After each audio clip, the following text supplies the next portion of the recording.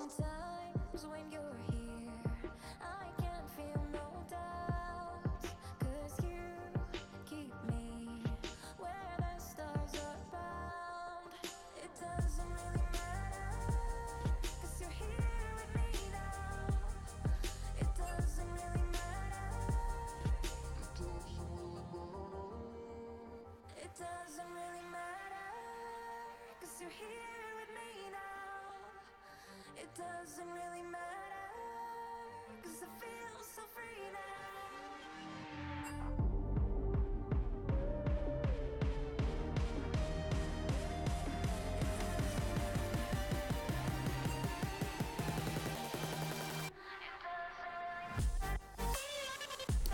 Yo, what's up, Prophecy Cup?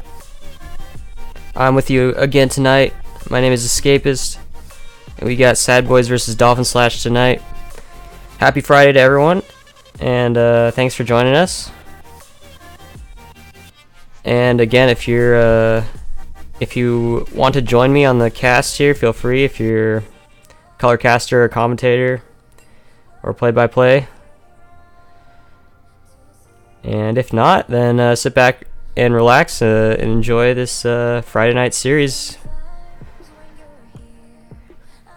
Sad Boys and Dolphin Slash are both in Nitrogen Conference. So they are in the same conference as Baby Shark, IRL Sluts, XC Gaming, The Life of Polio, Illyrion Gaming, and Team P-Hub. And entering the season, I think a lot of people have the expectation that this is the stronger conference of the two, especially since Morale decided to draft the strongest teams that he thought were available from the play-in teams.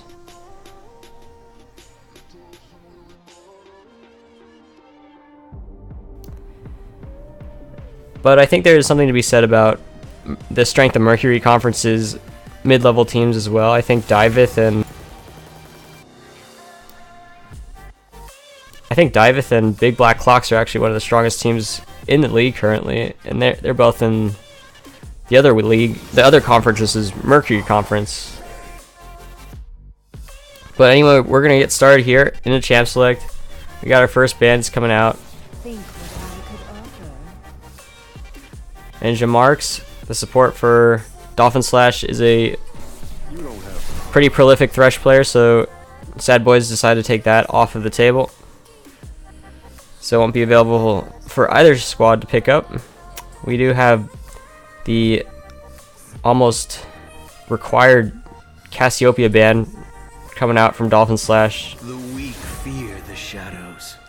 Which is Cassiopeia is considered the first pick of the strongest first pick, I think, right now in the league. So they're going to be taking that away from Sad Boys. A pair of 80 carry bans for Sad Boys is going to finish out their first round of bans, and we'll see what Dolphin Slash decide to take away as their final ban. It's going to be a Leona, actually. So it looks like NKDA is a Leona player, and they're going to deny him that pick. I don't really know if it's worthy of banning so early in the draft. Maybe you take away something a bit stronger that is more first pick worthy, but they decide, okay, we're not even gonna mess around with this guy's Leona. We're gonna take it off first thing. And pretty unsurprising, we're gonna get the Scion Urgot matchup again. And it looks like at Omnia Vanitas actually prefers the Scion in this matchup. Last week the Sad Boys went 2-1 versus their opponent, who was Baby Shark actually, so it was a rematch from last season. Two returning teams, and let's take a look here. At Omnia Vanitas actually won a game on Urgot for that first game of that series. And then they actually lost with the Urgot in a pretty tough game, and I think I remember Omnia Vanitas didn't feel like he had a lot of impact in the game on the Urgot versus the Baby Shark top laner, Brother Hamlet, who is playing Scion, and essentially Scion in that game just farmed up, didn't do much, and kind of played an easy game versus the Urgot. And so I think in that third game at Omnia Vanitas thought that the Scion was just easier to play, so he took the Scion himself versus Baby Shark, and they ended up winning that series because of it in a large part, I think. And so it looks like from now on he does favor the Scion in that matchup.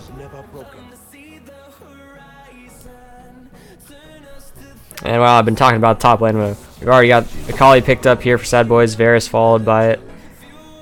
And we're already into the second phase of bans here. Things are moving along pretty quickly. Casted in action in response to the Akali. So Casted type of champion that does have that early game sort of difficulty in terms of his skirmishing power and his ability to farm up because he is a melee champion, but when he's put versus another melee champion, perhaps that makes his first few levels a bit easier, but still gonna make that level 6 through level, I would say level 11, very difficult for Kassadin to deal with the Akali if they end up laning versus one another. Taric going to be taken away from NKDA now, and a pair of 80 carry bans again. 4 80 carry bans that SADBOIS are directing towards Mikey Tennis here, so he's kind of lacking options here. He was hovering the Sivir, but he decides to change to Tristana there. And definitely the spot you want to pick the 80 carry, because you've already shown, or the opponent has already shown their 80 carry, so you can just go ahead and show the other team what you're picking, and you can save that final pick for your support. Actually kind of strange, Dolphin Slash is literally picked in order, so that maybe they don't even have the ability to trade one of their champions. I'm not really sure how that worked out.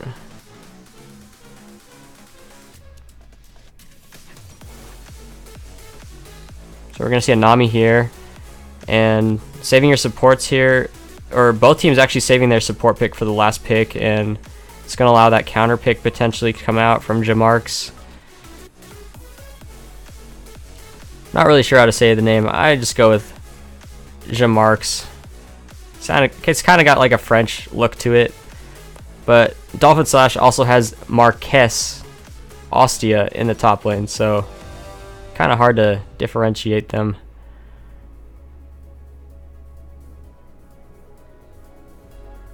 Maybe it's Marquez Ostia. Marcus Ostia. Jamarcus. Okay. Marquise Ostia and Jamarcus. Okay. So Jamarcus gonna take the Janna now. Actually, really interesting matchup, Janna versus Nami. I haven't seen that in a long time, actually. And 2 caster supports that have range auto attacks. Definitely squishy champions. But the goal of their kits is to obviously buff up their 80 carries and assist them as much as possible in terms of shielding them and healing them, giving them some combat buffs with the shield and the Nami ability. So we'll see how both teams decide to play out these compositions, but it seems to be at the moment pretty well focused around the interplay between the assassins in the mid lane and protecting the 80 carries in the bot lane, and with those protection heavy supports in Janna and Nami. Last picking Janna, yeah. And of course, Kha'Zix and Camille also have a lot of assassin kind of potential in the jungle, so that their goal also in this game is going to be getting onto the key targets in the back line for both sides.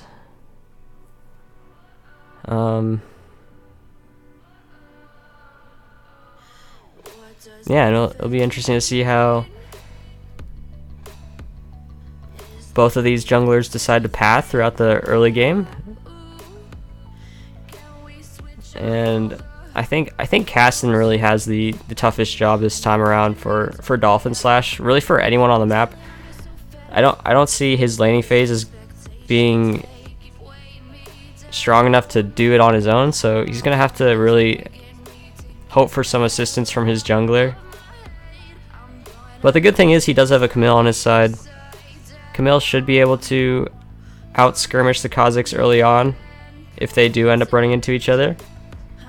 And Kha'Zix is the type of jungler who's just going to want to full clear and farm up early as best as he can and get to that point where he can get a few items so that he can really have an impact and sneak into those lanes and look for those ganks with his ultimate.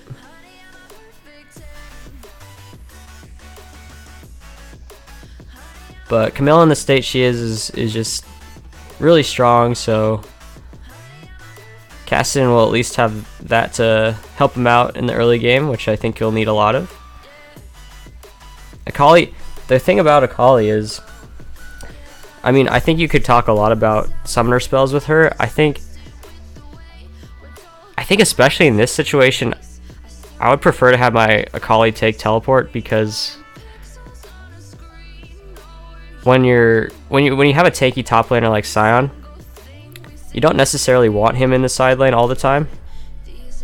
And if you can replace your tanky top laner with a Akali who has teleport in the mid game and put her in the side lane with that summoner spell, I think it's actually a really effective move.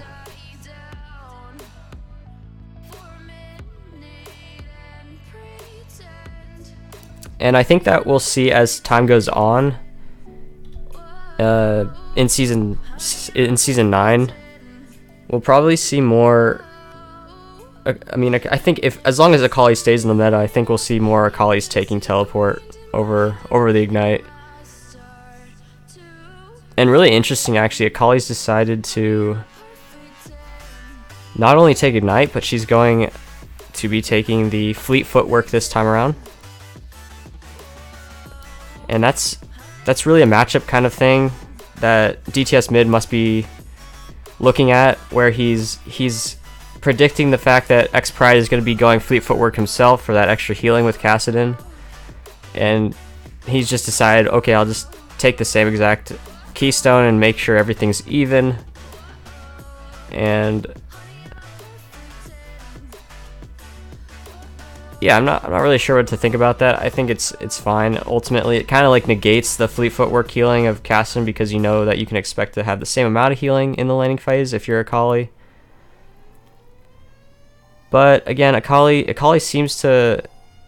I think when you take Ignite, you're really gonna maximize that if you can look to put as much pressure on X Pride, and so maybe taking Electrocute would have been preferable here. But we'll see how he plays it out. We'll see how he utilizes Fleet Footwork. Maybe it is something that is more desirable than Electrocute or any other keystone. We got Spellbook on Urgot. We got Electrocute on Kha'Zix, and press the attack on Camille. Press the attack actually on Mikey Tennis's Tristana. Both supports taking Summon Airy and Lethal Tempo on Reisel. I'm not sure how to say that name. I think some people say Recycle, but it looks like Reisel to me, so.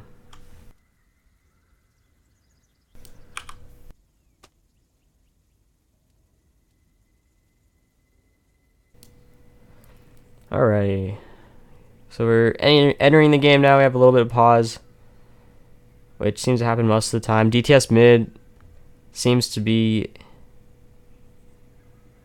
getting back to his computer at the moment. Mid-cat on fire.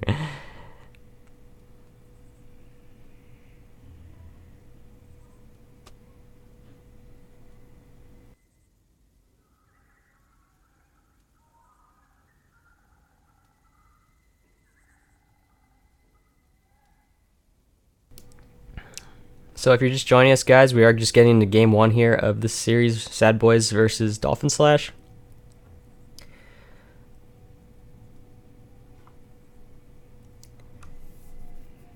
And hopefully this pause will come to an end soon.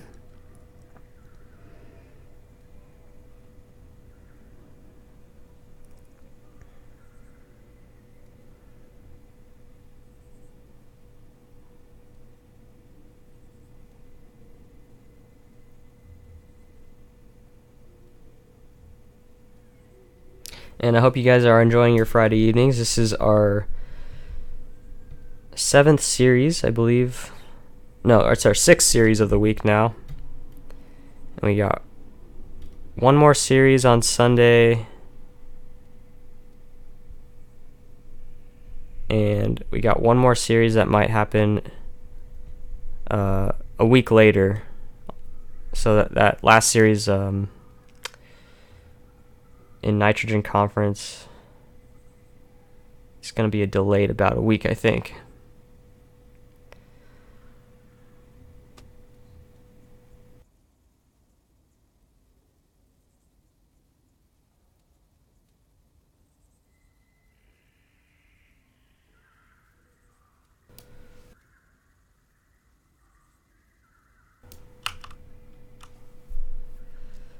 Let's see here.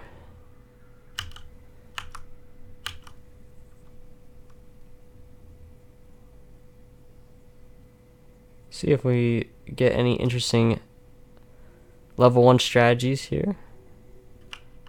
Just looking around at the different players' move speeds. Get about 700 move speed running out of base level 1. It's pretty uniform.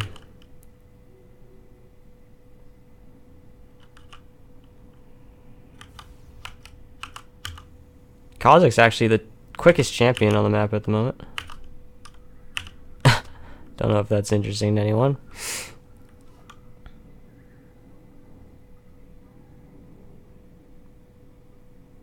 Alright, looks like we're getting back in the game here. Pause is being unpaused.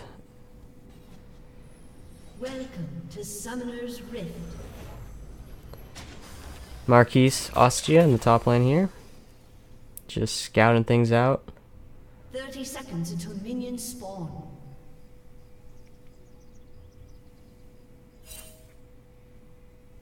Would like to see Marquise in this tri-bush, but he's gonna come around here. Get some vision over here.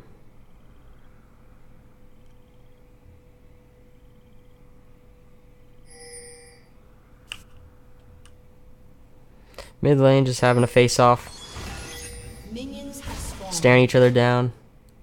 Akali actually taking the longsword start, so she's gonna have a bit more AD than normal, and she's sacrificing a bit of AP in order to do it.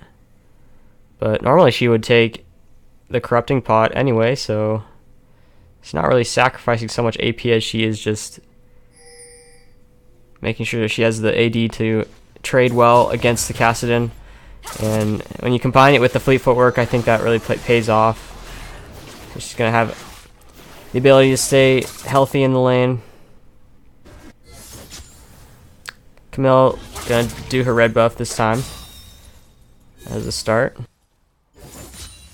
And Dolphin Slash, they did lose their week 1 series, so they are looking for their first series victory this time around in Prophecy Cup.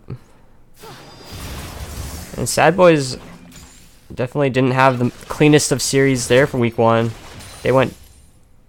They beat Baby Shark 2-1, so they're perhaps not as strong as they were last season. They are the returning champs, of course.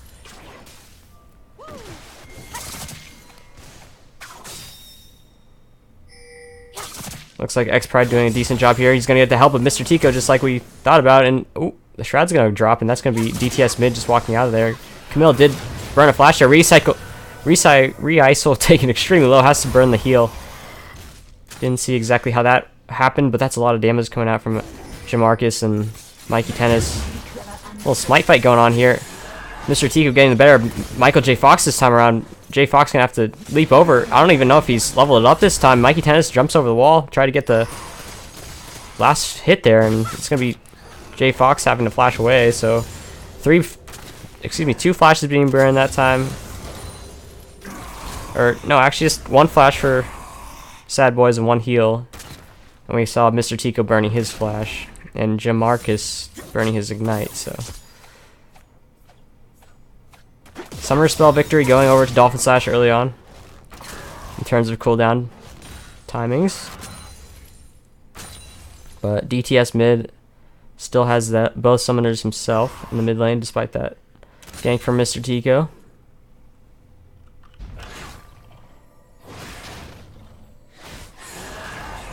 Both junglers having shopped once already due to the skirmish early on. And Kha'Zix has decided to take that longsword on. Camille's opted for a Hunter's Talisman instead. We're going to actually see both junglers potentially running into each other in Raptors area.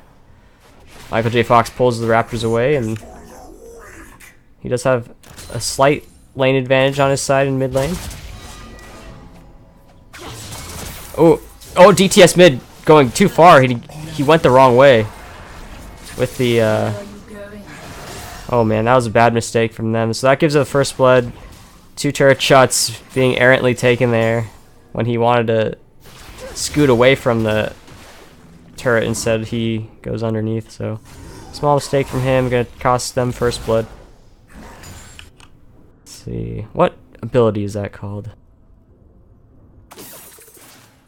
Shuriken flip. Okay.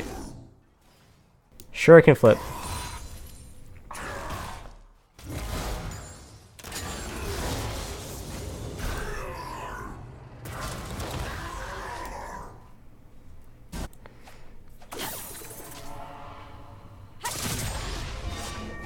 So let's see what X-Pride can do now with this XP advantage that he's got. DTS mid sitting on a couple of longswords now. Actually popping that shroud. Maybe he's a little bit afraid of a potential Camille gank, but that is a shroud that's going to be down for the next 18 seconds. It's a possible gank here. He does have both summoners. But Mr. Tico not going to spot that one out.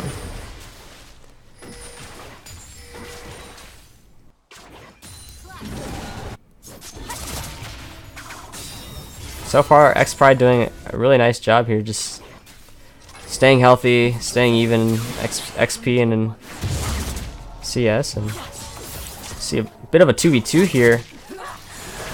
Mr. Tico taking a lot of damage. Oh, I think he meant to go away from the opponent there, but he ends up finding himself in the middle of the fight. Jamarcus finds the return kill. He's getting taken really low though. He doesn't have that flash available. Kill from Mikey Tennis is going to save him just in time. Ignite was burned there by NKDA Flash as well, so lots of summoner spells to keep track of this time. Mikey Tennis is level 4 here. Trying to get back to the lane and good steed here. Just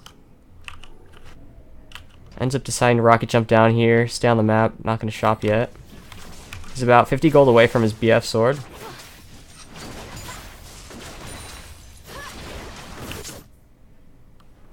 See, Marquise coming in the mid lane here on Urgot, trying to clear out the mid wave.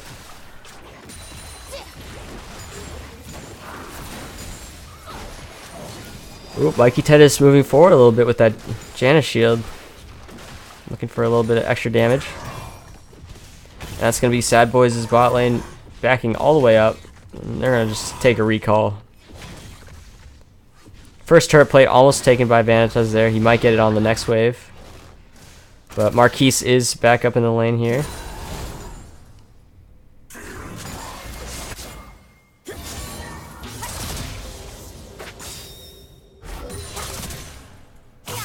Twilight Shroud being popped by DTS mid here. He goes back in, trying to get some nice damage down.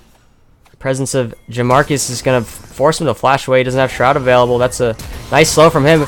Last hit goes down to Jamarcus. So he's going to get his second kill of the game.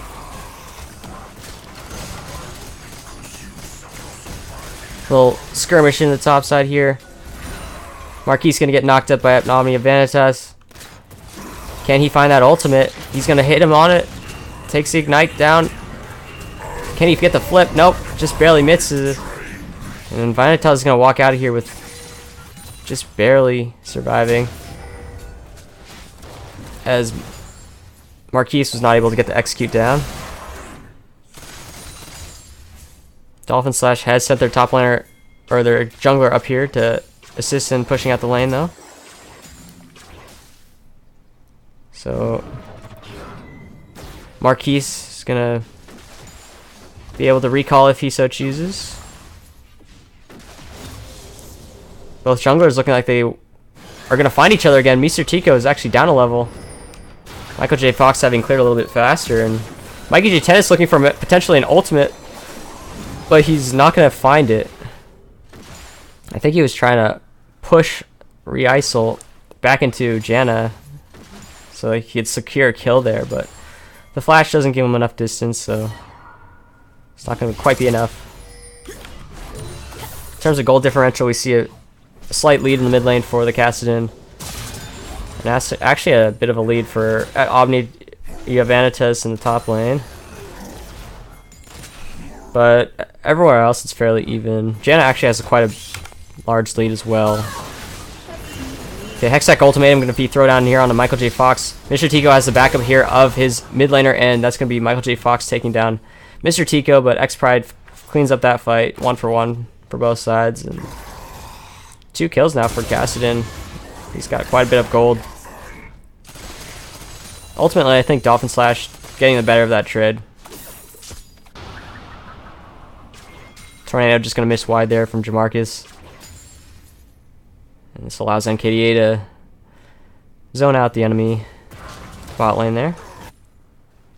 Vanitas having that ultimate coming back off cooldown shortly, so should be able to resist any all-ins from Marquis.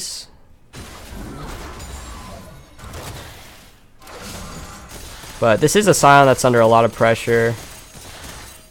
And although he does seem to favor this matchup, it is still a matchup that is pretty tough for the Scion at this stage in the game. Marquis under a little bit of pressure here. He's going to get ulted on. Michael J. Fox is in the wings here waiting to help out his top laner, and that's going to be Marquis falling to Michael J. Fox.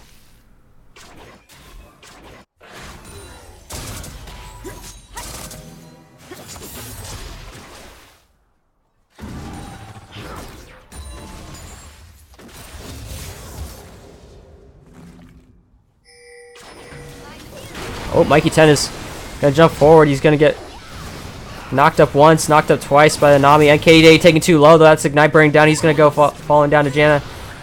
Meanwhile, Camille coming down here. Mr. Tico looking for the end kill. He doesn't have extra ultimatum available. He's gonna get spotted out on the ward. So that's gonna be 1 kill for Dolphin Slash in the bot lane. Jamarcus and Mikey Tennis showing that they got quite a bit of synergy with these champions. Are they going to be able to get a second turret plating here? It looks like they are. And now it becomes a when do we turn around and go back to base sort of question. Yeah, welcome guys if you're just joining us. This is game 1.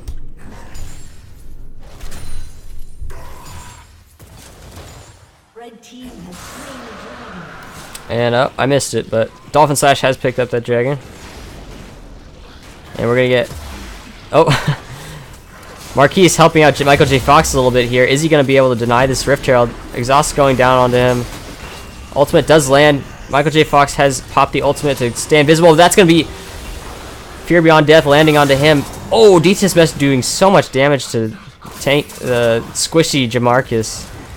X-Prize here to show up, though. He's going to pop DTS mid, and uh-oh. We're going to get a pause here in the middle of the fight, but 2 for 1 so far for Dolphin Slash. They were definitely quicker on the collapse there. DTS mid, having used just about his full combo on the Janna, means that he doesn't really have enough damage to spar with the collapsing Kassadin. A summoner has disconnected. And obviously Michael J. Fox, having used a bunch of his abilities and tanking a bit of the Rift Herald, meant that he was just unhealthy enough for the execute to go down by the Urgot.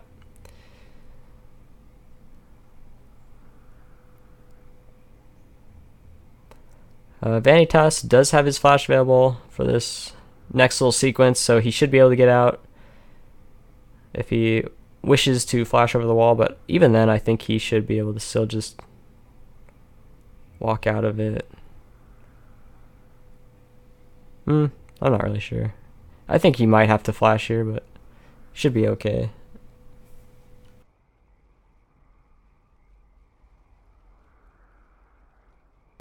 Looking at the gold differences, we again have that lead for Kassadin in the mid lane. He's actually sitting on about 1,800 gold now. A summoner has reconnected. So after this fight, he might choose to push out the mid lane and then recall.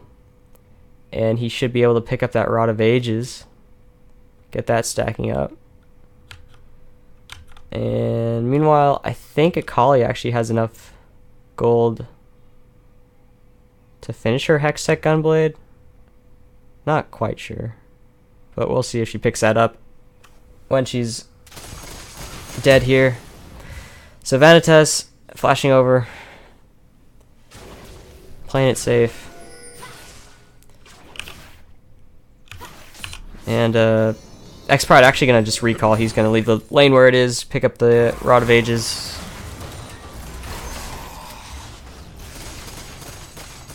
Marquise picking up that blue buff means he's got infinite mana. He's trying to push out this lane, maybe get a recall himself. He might have Black Cleaver available for purchase. Yeah, he's just gonna go back to base.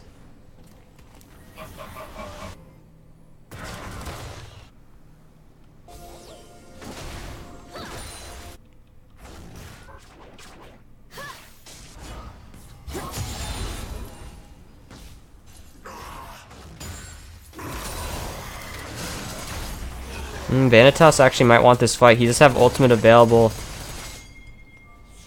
Marquise does have the support of his Camille, though. He's going to flash away. That sends Vanitas to take a bit of damage from the turret. Skirmisher's Saber Smite does go down. Marquise has that shield available, so he will be able to get some extra damage off while he survives here. And it's going to be Vanitas falling down. He will be able to send those extra minions back into the enemy turret, though.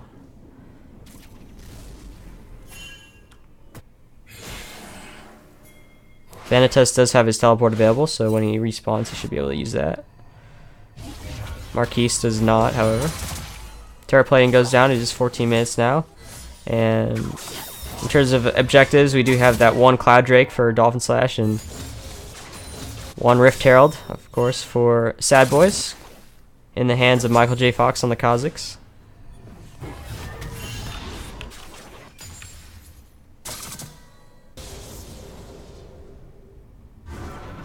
Lane actually shoving into Dolphin Slash this time. Probably with the knowledge that they don't have the backup of their jungler.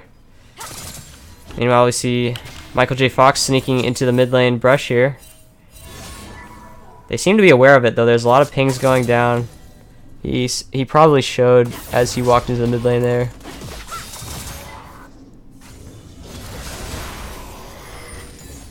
Level 11 for both top laners, and for Kassadin as well, who's going forward, tried to interrupt the channel there on the Rift Herald, but was unsuccessful. And that cost him a life, and DTS mid got to finish off Mr. Tico there. Marquise looking for the ultimate on a DTS mid. He's going to dodge out of the way of that one. And this is a fight now for saving the mid lane turret. Mikey Tennis flashing forward. Going to get bubbled up, though. And KDA going to get taken down. And meanwhile, we have Marquise trying to stave off this Rift Herald push. He barely saves the mid lane turret. So lots of action going on all around the map. Ultimately, basically a 2 for 2 trade there. and maybe a mid lane turret that might get taken. But you see Marquise actually in the mid lane here. Keston decided to TP in behind them, and Sion's just gonna get on out of there with his ultimate. So both summoners down now for the mid laner of Dolphin Slash, but it allows them to save their mid lane turret. Definitely not the cleanest use of the summoner spells, but ends up working out in some degree. DTS mid's still full health as well, so it's not really under any pressure to get out of the lane at any time soon if he wants to continue pressuring that lane. But yeah, it's actually going to be DTS staying in the lane. Both teams now fighting over the ability to get that first blood turret. You see just what Fleet Footwork does there for Keston. He's able to auto attack Akali and get that move speed out of the way. Michael J. Fox here in the mid lane. Camille wants to help out as much as she can, but she's not here. Wasn't expecting Camille or Kha'Zix to show up in the mid lane. Mikey J10 is taking extremely low. He's gonna have to recall off of that one, I think.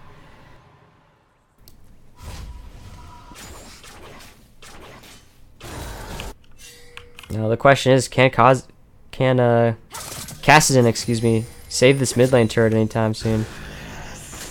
Or and we're gonna actually see Infernal being started up here by SADBOIS. This is a nice prize for them.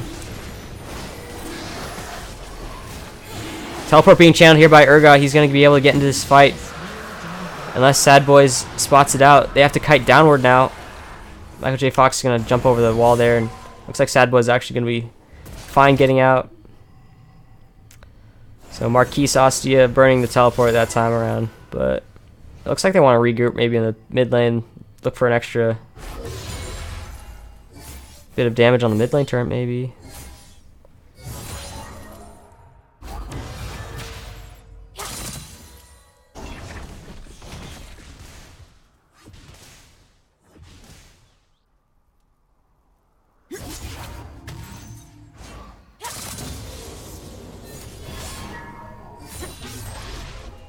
It definitely feels like this is the point in the game where SADBOIS is their strongest, maybe from this point until maybe until the latter parts of the mid game.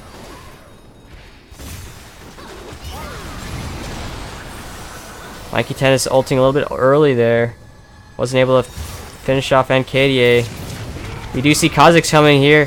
He's gonna eat that Mikey Tennis to Tristana alive and jump on to Marquise. Demarcus taken really low. Taken out with a nice double kill for Michael J. Fox. And Dolphin Slash maybe taking some fights where they don't actually have full knowledge of where the enemy jungler is definitely costing them here in this sort of, I want to call it the mid game, but it really is still the laning phase. I mean, I think really they're suffering right now because they don't really have the full information available to them, and they're losing a few of these fights because, oh wow, DTS mid takes out X-Pride there with the help of Michael J. Fox really quickly. But they're losing these fights essentially because their champions just, they're not that strong at this moment. Rod of Ages hasn't been stacked up fully for X-Pride. He's built the tier along with it. And obviously, Re-Isol on Varus is just your quintessential mid-game champion. And Tristana wanting those items later in the game. So maybe just biting off too much that they can chew reasonably with their champion selection. Mr. Tico being spotted out here by Michael J. Fox is going to jump on. But Michael J. Fox is in a lot of trouble here, and Camille's going to shut him down. It's about 500 gold. Going over to Mr. Tico. Tristana is in a 2-on-1 situation in the bot lane, but doesn't seem to be under any pressure. Vanitas does have that summoner spell teleport coming up soon, so it will have the teleport advantage for SADBOIS in the next few minutes. See if they take advantage of it. X-Pride looking for the extra minion there just to hit level 13 and stay even with DTS. Manages to find it. But he is missing his mid lane turret, but with a champion like Caston who has the ability to rift walk and move from lane to lane quite easily, it's really not the end of the world. Losing your mid lane turret like that is it would be bad for certain champions that want to stay in the mid lane for a long duration. But for Cassidon, who's really mobile, he doesn't care as much, so it's really not that bad for Dolphin Slash.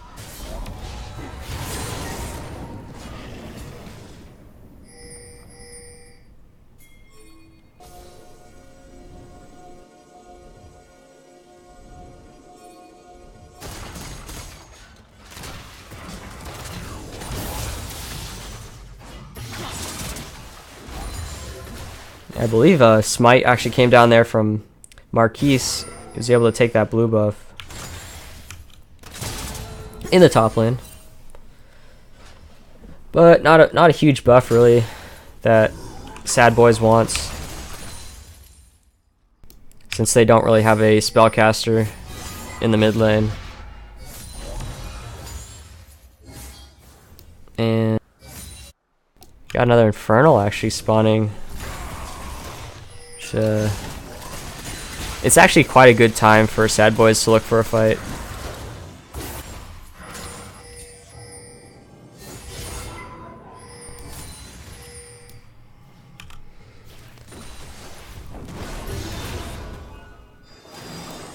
But it looks like actually Dolphin Slash is going to start the dragon. And Sion actually going to teleport in here. He's going to be... Oh wow, Jin actually getting it with the tornado. Sion looking for an engage here. I think Dolphin Slash are far enough away. They did that dragon quick enough, and that's just really a missed opportunity from SADBOIS, who should have been able to make that fight happen earlier, but they weren't able to react in time. So Infernal Drake going over to Dolphin Slash, definitely a steal, I would say, for Dolphin Slash.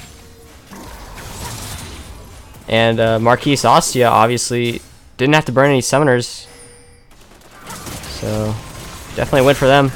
DHS mid taking extremely low. Will Marquise Ostia find that ultimate? Fear Beyond Death does not land, and that means Akali can pick up the kill onto Marquise. X-Pride does finish off DTS mid in return, so he gets that shutdown gold. Ooh, Mikey Ted is flashing forward, gets that huge buster shot damage. Mr. Tico trying to come down here, help out, looking for the kill on the Riesel. Managed to find. So Mikey Tennis definitely showing that he's one of the most aggressive AD carries in the league. I think that the amount of times we've seen him jump forward on that Tristana has been at least half a dozen times. And X-Pride actually going to get out of this with a nice rift walk. Blue team's turret has been destroyed. So Mr. Tico at the right place that time to keep Michael J. Fox in check on the gank, as his bot lane did go incredibly aggressive onto SADBOIS' bot lane. And it's going to be Dolphin Slash actually taking the 2.5k lead in terms of gold at the moment. So it looks very good for them. SADBOIS is on a bit of a timer, I would say, in terms of scaling, but if they find the correct lane assignments, they could be able to still do an incredible amount of pressure. Put an incredible amount of pressure on the map, even into the late game stages with that Akali. Looks like Marquise actually wants to look for a fight here. Fear Beyond Death just barely gonna miss NKD as he flashes back into the safety of his turret. So Nami with a flash, missing now. Exciting trading again going on in the mid lane. And this is a Sion without teleport, so Dolphin Slash know that they have the numbers advantage in the top side of the map now. And it looks like they're going to trade that bot lane turret for the additional pressure that they have available. NKDA doesn't have a flasher. Mikey Tennis is going to take down NKDA with that nice buster shot. Going to jump out of the way there. Michael J. Fox. Oh, buster shot actually still available for him. And that might be a dead Michael J. Fox. Teleport coming into X-Pride. Going to pick up the kill on the Michael J. Fox. It's 2 kills for nothing. Lots of pings going on to Baron. Actually, is this a Baron for Dolphin Slash? They have 5 members on this top side. No enemy jungler for them.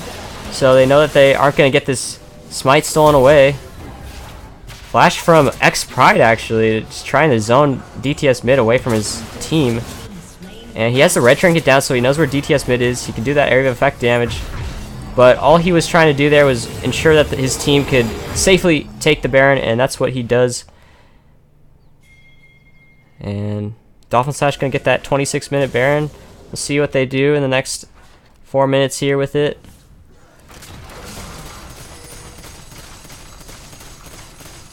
Or next 3 minutes, I should say.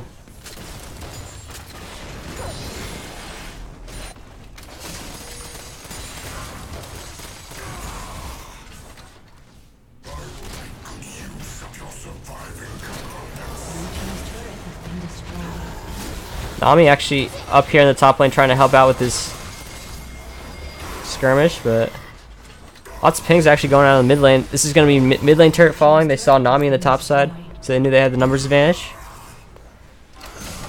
So good communication so far from Dolphin Slash with the Baron buff. And Omni Vanitas looking for that nice engage onto Marquise. He's going to be taken extremely low, and that's going to be a dead Urgot. Meanwhile, we're going to get the 4v3 on the other side of the map. DTS mid looking for the kill on the jump Marcus, and he's going to find it, but that's going to be Mikey Tennis taking down Nami in exchange, and it's going to be a 3-for-1 at the end of the day. Dolphin Slash effectively sacrificing their top laner to get the numbers advantage in the mid lane, so it's going to be an inhib falling for SADBOIS. SADBOIS is going to have a really tough time now getting back into this game. They seem to have made a few mistakes in this mid game, so let's see if they can get back into this one.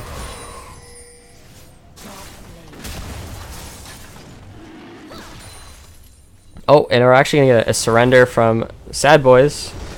They know that their journey through that game was not going the right way, and it's going to take a monumental effort from them, so we're going to get surrender out of them, and we're going to move right into the second game as soon as we can. So thanks for tuning in, guys.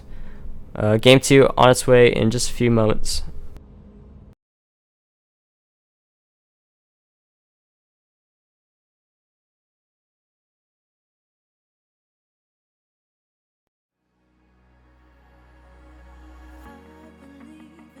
I believe in honesty.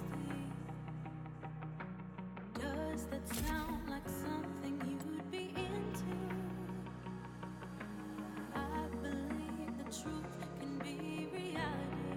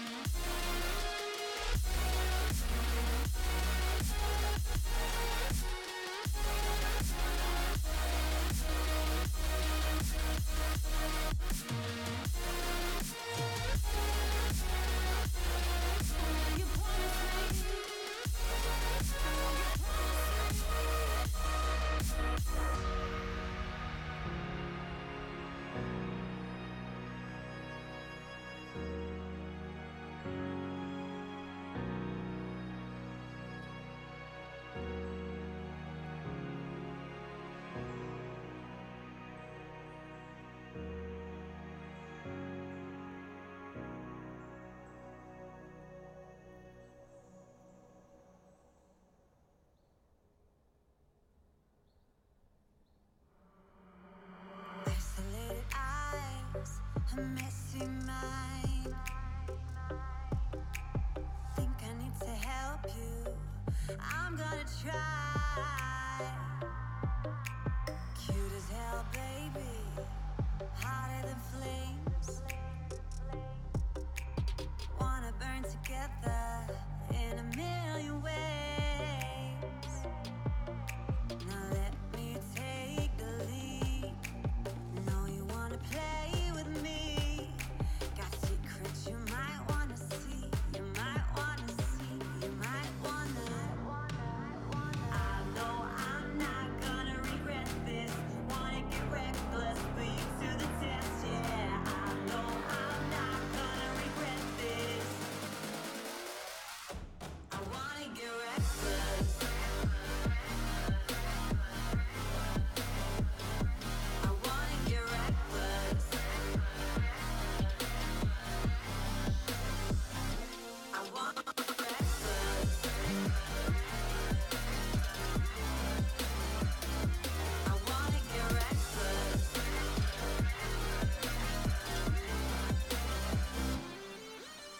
Couldn't keep your poker face. But boy, you kept me waiting when I wanted to race. Sweet as hell, baby. Your sugar rush. I knew you were giving. Temptation was craving. You love it, you hate it. I won't be denied. Alrighty, welcome back everyone. We're getting to game 2, pick and ban now for Dolphin Slash versus SADBOIS, and Dolphin Slash taking blue side this time means they have an extra ban to doll out, and it looks like they're going to use it on a Sejuani ban. And SADBOIS has decided to switch things up here in game 2 and bring in a sub, whether by intention or unintention, I'm not sure, but they're going to bring in Roxas into the top lane this time in place of Ed Omnia Vanitas. I must not fall. And we're going to get to see another Leona ban this time around, but it's going to be accompanied by a Karthus ban as well this time. So despite winning the game, the first game of the series, Dolphin Slash going to actually change 2 of their bans. And they're actually going to take this Cassiopeia that they banned last time. And now on blue side, going to pick that up for first pick. SADBOIS taking the same exact draft strategy into this one. And that means that this Cassiopeia is still open following the bans of Lucian, Ezreal, and Thresh. But noticeably quicker pick and ban phase this time around, with both teams comfortable in their strategies. I Will Dominate's biggest fan. Gonna be hovering that Urgot. It looks like they're gonna go with that this time around, foregoing the Scion and denying that Urgot away from Marquise in the top lane. So the question is, what kind of top lane are they gonna look for now in response to this Urgot? Akali is available. They could decide to choose that. It's gonna be a last second lock-in Rise. So we are gonna get that double AP comp from Dolphin Slash this time around.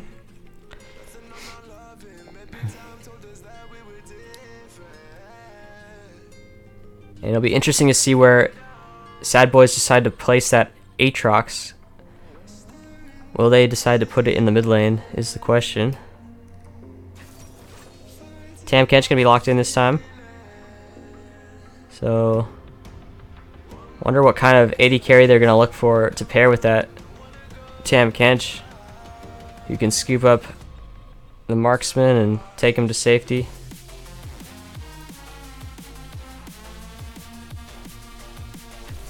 Ooh, Re-Isol gonna take the Xayah this time around. Definitely a fun champion to watch. See how he plays with that one. Also a much better pick into a potential Tristana pickup, because she will be able to press R and get away from the burst damage that Tristana showed last game.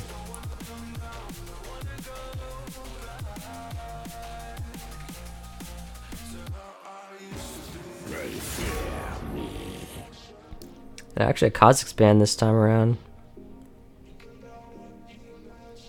So, Camille and Kha'Zix being banned means both junglers have to pick up a different champion than they played in the first game. Both teams definitely respecting the individual ability from both of these junglers. And Jhin gonna be that final ban from SADBOIS.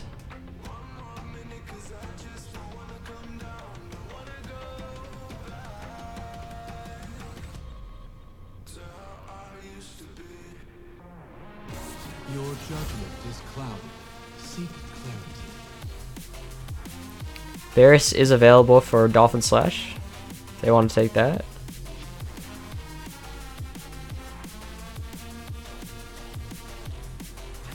And Alistar going to be picked up for NKDA this time. So pivoting quite harshly away from Nami this time. Going to be on that tanky engage support.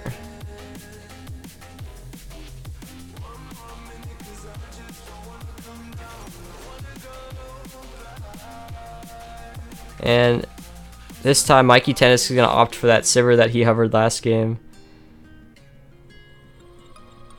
I don't know if that was a bug or what happened there, but it looked like the timer went down extremely quickly for Jamarcus. Yeah, that was really strange. It was showing 0 seconds, but it was actually at like 5 or 6 seconds. So Ornn gonna be the pick for Marcus this time around. Or Marquise. Marquise had a great game on the Urgot last time around, but this time it's going to be Roxas taking it. And Urgot definitely been a perennial strong champion. But we haven't seen too much of Ornn lately, and I think they're going to pick this Ornn up because of the 9.2 buffs that Ornn received. And the last pick goes over to SADBOIS, and it's going to be a Kali. So they're going to keep that the same.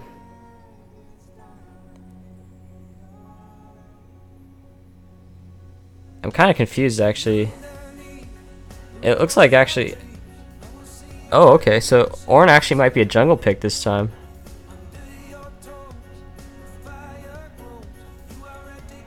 Okay, so if things stay the same here, it's going to be X-Pride actually taking the rise, and Cassiopeia is going to go in the top lane.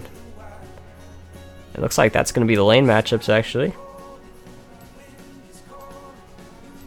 So definitely a surprising pick there. Ornn not seen as much of a jungle champion, but maybe Mr. Tico knows something that I don't about how to play jungle Ornn. So this will be an exciting addition to the champion pool that we'll have to look forward to. See if Mr. Tico can pull this Ornn jungle off and use it effectively. Maybe start scaring teams into having to ban Ornn away from this team.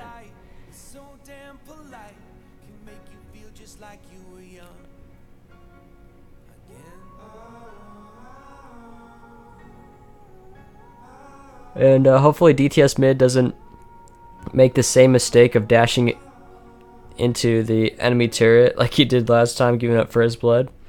Because if there's a champion that punishes that even more than Cassin, it's going to be Ryze, who can rune prison the Akali under the turret. But I don't expect that same mistake to happen. Definitely an anomaly from DTS mid, who usually shows a lot of skill individually. And the Cassiopeia top lane will be pretty spicy too. I haven't seen Cassiopeia in the top lane in a long time. Obviously pretty squishy champion, susceptible to ganks, but you know, maybe they figure that against an Aatrox jungle they can get away with this Cassiopeia top lane pick.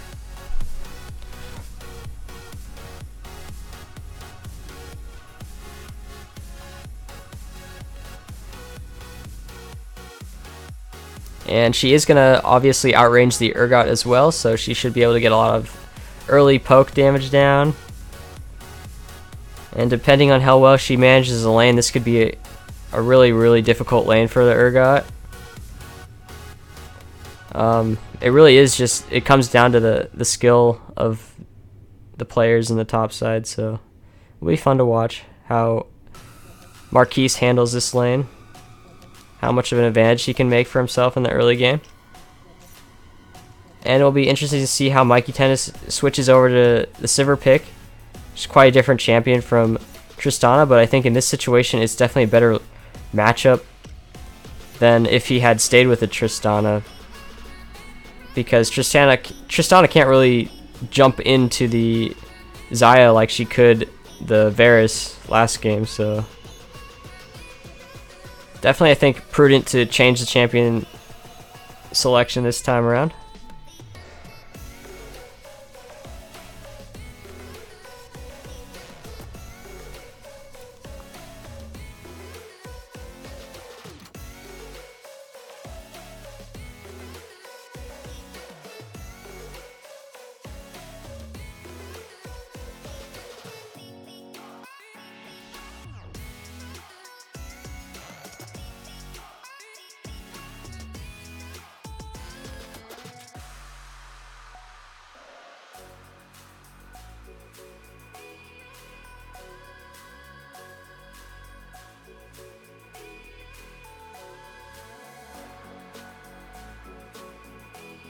And something that I haven't touched upon yet is that Dolphin Slash's comp is actually quite a good comp at taking Baron early on. So, I mean, with the Rise and the Cassiopeia damage and potential Realm Warp out of vision, they could potentially sneak a Baron early on. And, I mean, even with the Orange Jungle and the Tam Kench, it kind of just screams like Baron control, and if they get a little early edge, it could be really hard for SADBOIS to deny them the ability to get that Baron buff.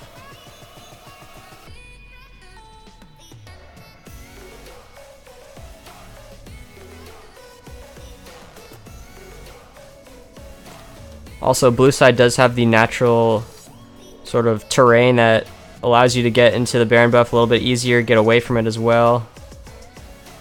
You don't have that big wall around that you have to sort of run around to get inside the pit or get out of it as well. So we'll see how they utilize their ability to take control of areas and do a bunch of damage to a potential Baron here.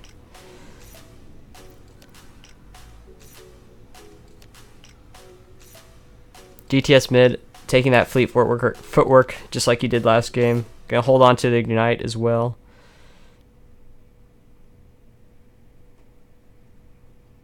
We're gonna see pretty standard stuff from just about everyone. Cassiopeia decides to take Arcane Comet this time around, so she's gonna have a little bit of extra damage on her Twin Fangs from that if she is able to land the Comet. And this is game 2, by the way. Yep.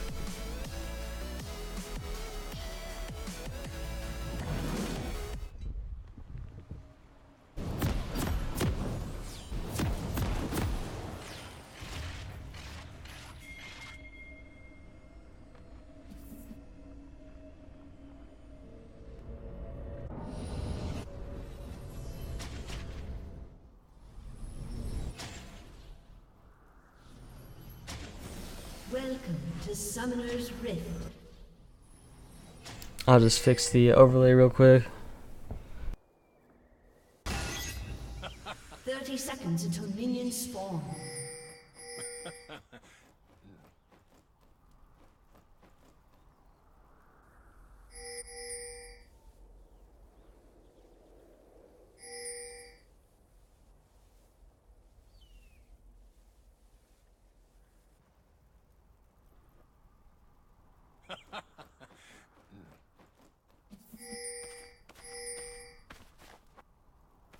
Minions have spawned.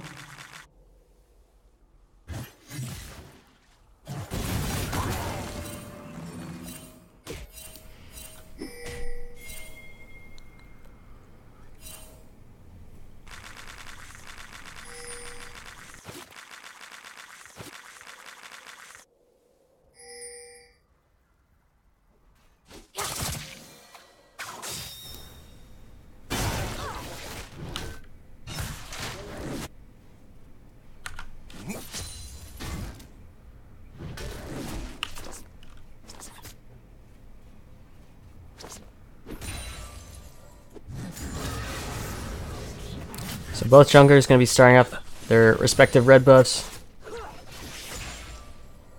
Each receiving a leash from their proximity laners.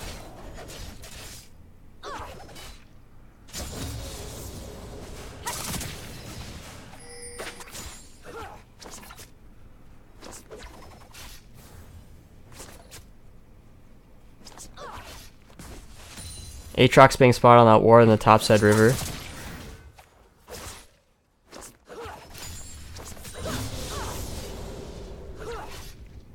So Marquise Ostia gonna be aware that the enemy jungler is on his side of the map.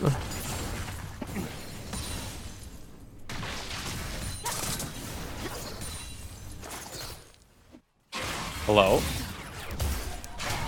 Yo, what's up?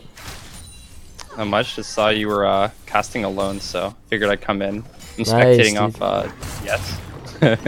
Sounds good. I saw that. Heard that. What's the name? Dolphin Slash won the first game. Fortunately, I was walking home, but was it close? Because I know interesting, like mostly sub lineup coming in from SADBOIS.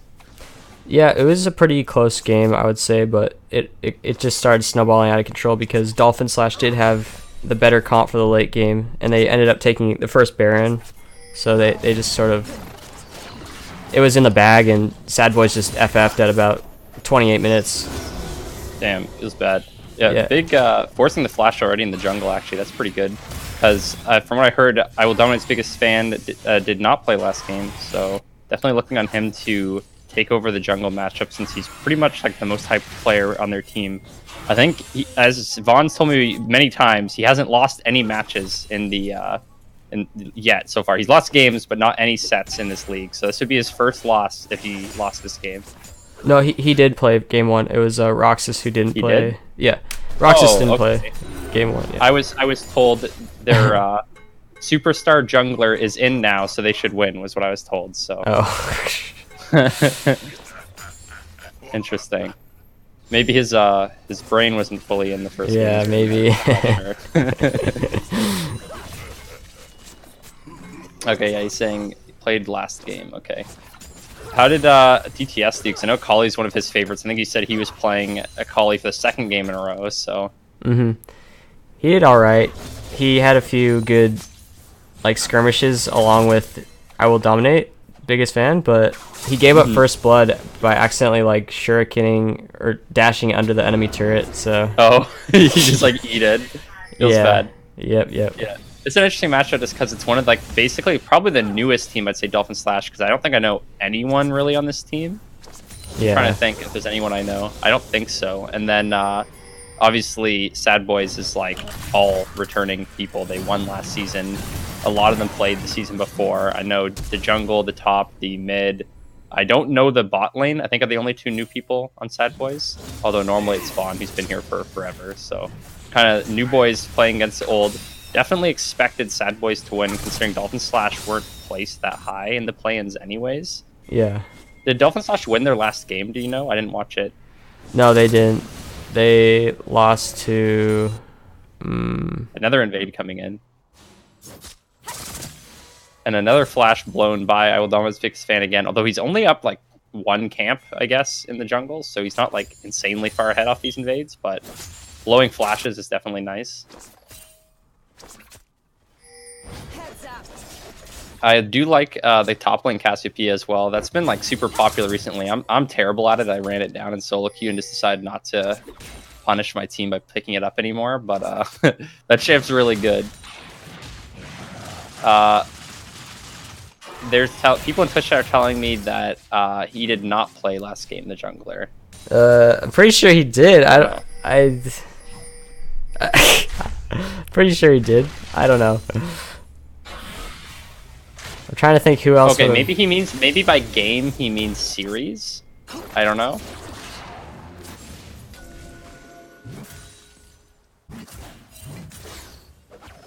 Pretty. Oh no. Okay, so Michael J. Fox did. Okay, it was Michael J. Fox who played last game.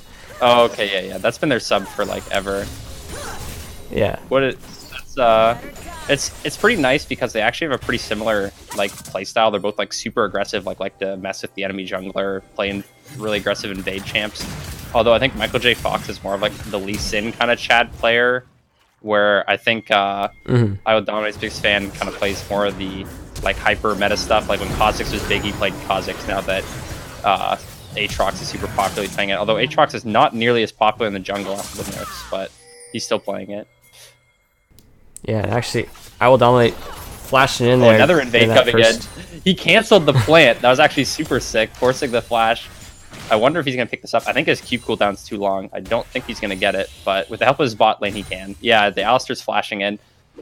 Tom Kench still isn't dead, though. The Ignite's ticking. Okay, they flash in and get him with the flash second Q. Pretty well played dive here. DTS using his ult just to get some poke off in the mid lane. Ryze is out of mana, so he's going to have to back, probably.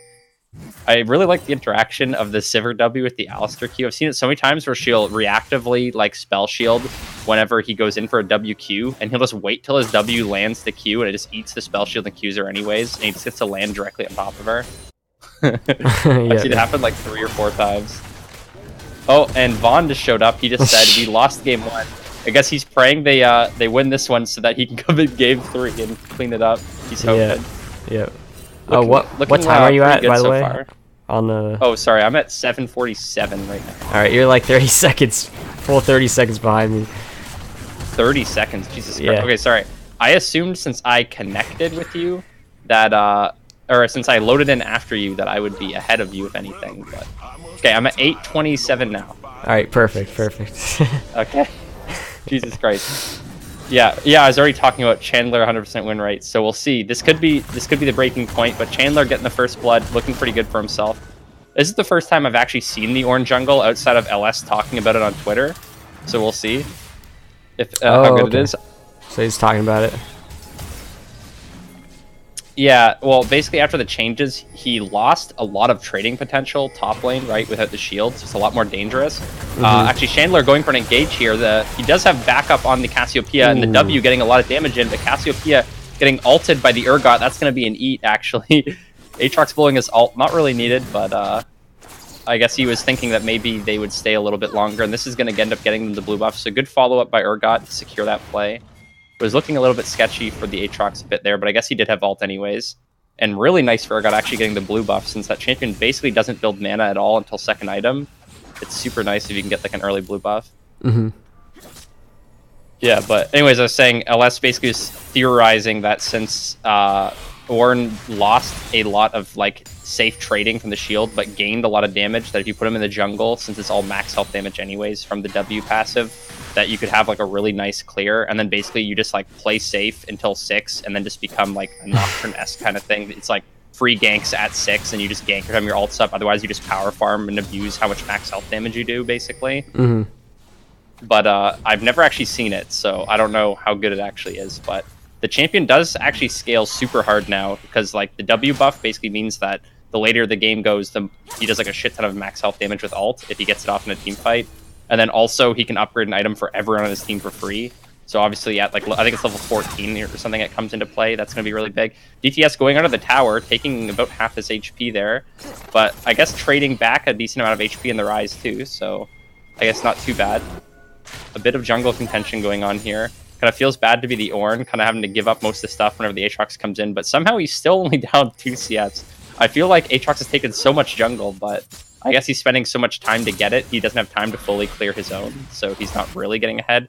Once he clears his bot side, Aatrox is probably going to be up like 2 camps or so.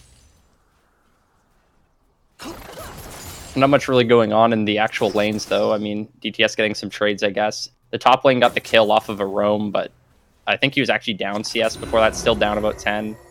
Bottom lane basically exactly even outside of that one dive that happened, so it's like, whatever lanes. Who do you think has the better scaling here, though? I actually think that blue team Dolphin Slash actually has better scaling, in my opinion. Because Cassiopeia Sivir is just so disgusting, and they have double frontline. Like, even though the Rise is, like, normally, like, not that good late game because he's, like, really short range, the enemy team's also really short range. So, like, I think Rise is going to be super good as well, so I don't know. I think as long as Dolphin Slash just keep playing the game, like, relatively slow, they'll be okay. Which they're doing, like, a decent job of right now. Oh yeah, I definitely think Dolphin Slash has the scaling advantage. which I guess, as you said, was the same case last game, right? So, Yeah. I mean, there's always the chance that, like, Urgot Aatrox just have so much AoE, like, big teamfight presence, they could, like, get a random catch with Urgot ult and a Kali burst and just, like, blow up a team fight, especially if their ADC gets strong, like, mid-game, late game, but I think it was just, like, frontline versus frontline. There's, like, no way that Dolphin Slash lose a team fight unless they play something really bad. Mm-hmm. Game 3 waiting room, Vaughn says in the chat. We'll see. Free win with this Roxas Smurf, this draft, Game 3 waiting room. Okay. We'll see. We'll see. I mean, I don't think that SADBOIS draft is necessarily bad. Like, they got Urgot, Aatrox, Akali, which are all, like, insanely good champions. And it's not like their bot lane's bad either, right? Zaya's really strong. I'd say debatably Zaya's probably stronger than Sivir right now in the meta. I just think, like, on, like, 6 items, nothing beats Sivir in team fights, basically. Mm-hmm. Yeah.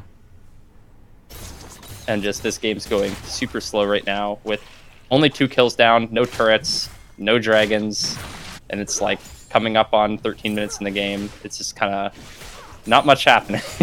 So, looking like a long one. Yeah. Which it's definitely an how improvement long was the from last game, actually? You said it ended up just snowballing super quick after the Baron, right? So it wasn't actually that long. DTS going in mid lane, 3 people mid, and oh, okay, Aatrox flashing in, actually canceling Ryze's ult. It looks like they were going to back off at first, but they actually get it off. Ornn ulting, looking for something. He decides to go for the Aatrox with this ult. I'm not sure if that was the best target, because I'm pretty sure he's just going to leave with his E, so... Yeah. Actually getting nothing in return. I thought that Ryze was out after Urgot missed ult and DPS backed off, but DPS actually hit his E first, so even though he backed out, he can E in from anywhere, right? So he just dove like a full 2 screens away with the Aatrox E flashing in, so... Yeah. Pretty unlucky dive from Ryze's point of view, because I think if I was him, I definitely would have thought I was out too, but Chandler knowing exactly how much damage he can do, pretty much, getting these cool dives off again and again, so... Playing super good, having 100% kill participation for his team. It's definitely looking like Chandler does not want to lose his first series. A play coming in the bottom lane, trying to counteract it. 3 people coming in. The support flashing, but no one's there with him. Looks like he has the eat for the support, but Urgot is now flashing in, and Sivir is separated from the team. It doesn't look like they're actually even going to be able to kill the cow. He's still running away. The Sivir's still being zoned by the ADC and not getting in. What an unfortunate play. And this whole time, Chandler's chatting out top lane, beating up the Cassiopeia. I don't think this is the fight she wants, as that is a very strong jungler, and that was super unfortunate coming out. You TP in your, or not TP in your top lane. I keep seeing Ornn and thinking it's the top lane, but anyways, they brought in the Ornn with the support ult, and then the support flashes over the wall, doesn't eat the ADC. ADC doesn't want to flash. ADC now getting dove. Urgot flashing and missing everything, but she's just going to die anyways. They're just going to punch her to death. It doesn't really matter. The chat, Urgot flash, and Cassiopeia trying to get the solo kill top lane. That's going to be a lot of gold for her, actually. How much did she get for the shutdown there? It's not saying on my screen. Can I see the chat? I don't think it was. Was there no shutdown on him? I don't think it was Wow. a shutdown, yeah. I assumed since he had so much gold for his team, he would have had the gold shutdown, even though he's only on 1 kill. Mm-hmm.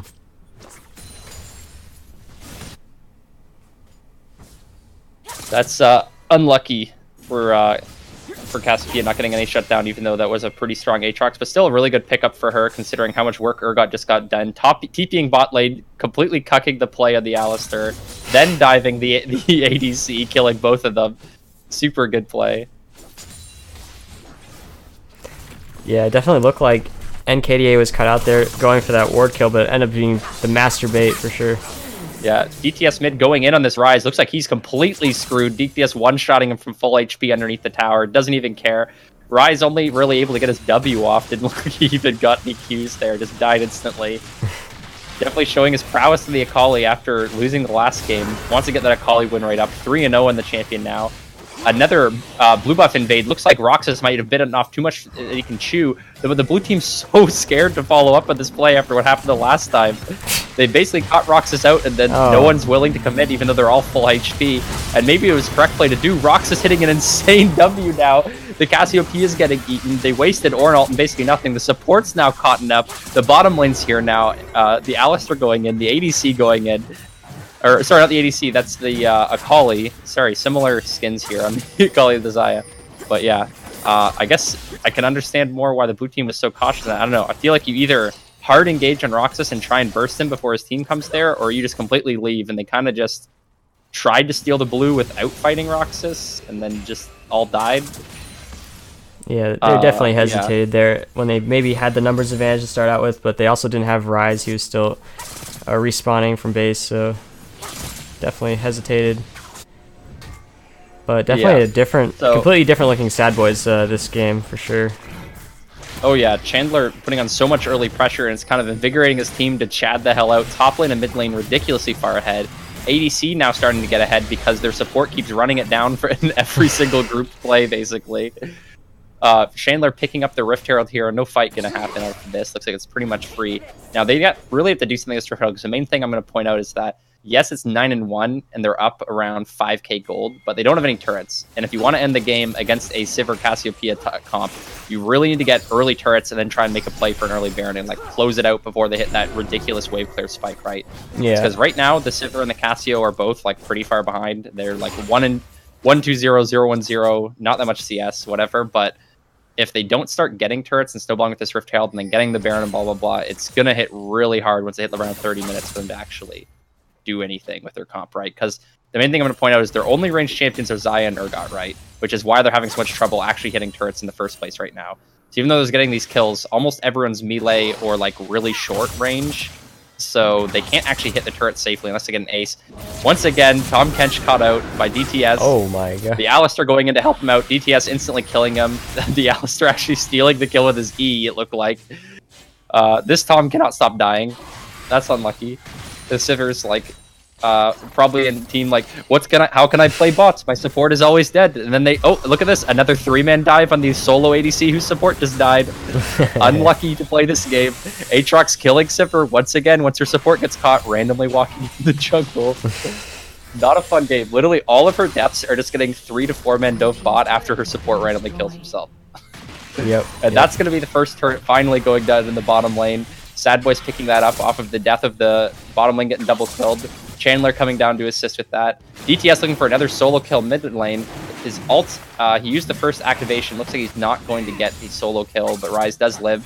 That does mean it's going to be Dragon going over to them. Chandler just soloing that. The bot lane's dead. The tower's gone. DPS shoved in mid. Free Dragon. No contest coming out.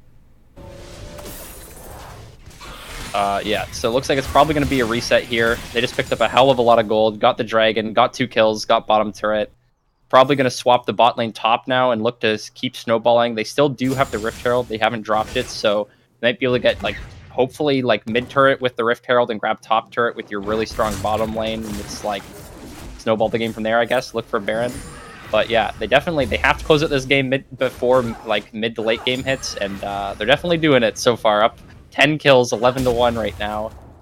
Pretty disgusting early game play so far coming out of SADBOIS.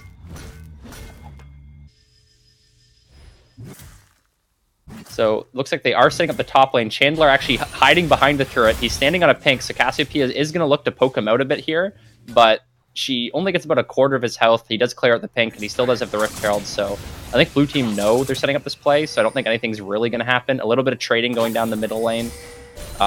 Really unfortunate. I had the pleasure of playing against this Akali build in our series the last time, and if you're playing a mage against this Akali build, you win a trade, and then she walks up to the minions and auto-Qs it, and she's full health again. DTS going in again, popping the gun blade on Ryze to set up the play from Chandler. Chandler instantly killing him. Chandler, unfortunately, having to pop ult because he almost died to the tower. He actually doesn't die to it, and just ends up having to walk into the other tower to kill himself. Now popping the Rift Herald mid lane. The bottom lane of blue team is here to deal with the Rift Herald, so I actually don't think they're going to end up getting the turret, but it is going to be a decent amount of damage. Although Urgot is coming in from behind the tower. We'll see if he ends up getting the dive off here. He's going in. The ADC ends up getting eaten. They still have not killed this tower. They're still diving it. Aatrox has no ult. They end up choosing to back off. Aatrox possibly being caught here. Tom Kench flashing on him for the Q, but Aatrox just jumps the wall and nothing happens. So Ornn ult down, Tom Kench flash down, and they still lose their tower and don't get anything. And it looks like Tom Kench might actually be caught out again. He pops his shield, and Sivir ends up summoner healing him, so he lives. They actually force out Urgot's flash off of all this. Pretty well played from Sivir there to force the flash. But unfortunately, committing so much mid lane, they actually lose top turret now. DTS literally in a 1v4. I hope he dies here. This is Okay, DTS flash igniting the Sivir actually kills her inside of Tom Kench's stomach to the ignite. That's an unlucky game to play Sivir in when the enemy mid's that ridiculously fed. She can just flash auto Q ignite you and you just die from full health. DTS does end up getting himself and the Alistar killed. He does give away a shutdown, so the Cassiopeia just got a fair amount of gold there actually. But she's still down like 1,000 gold to Urgot, so I mean, it's not like she's strong.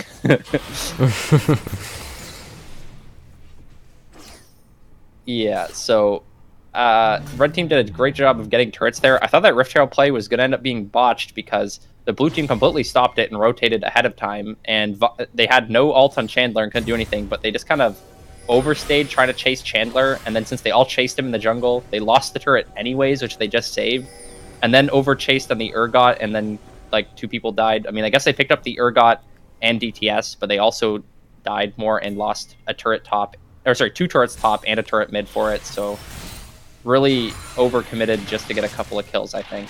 Cassiopeia getting engaged down in the bottom lane. Chandler's here again. Again, the Tom Kench desperately trying to save his teammate. He is going to die again. They just decide to eat him instead. Urgot getting him with the ult.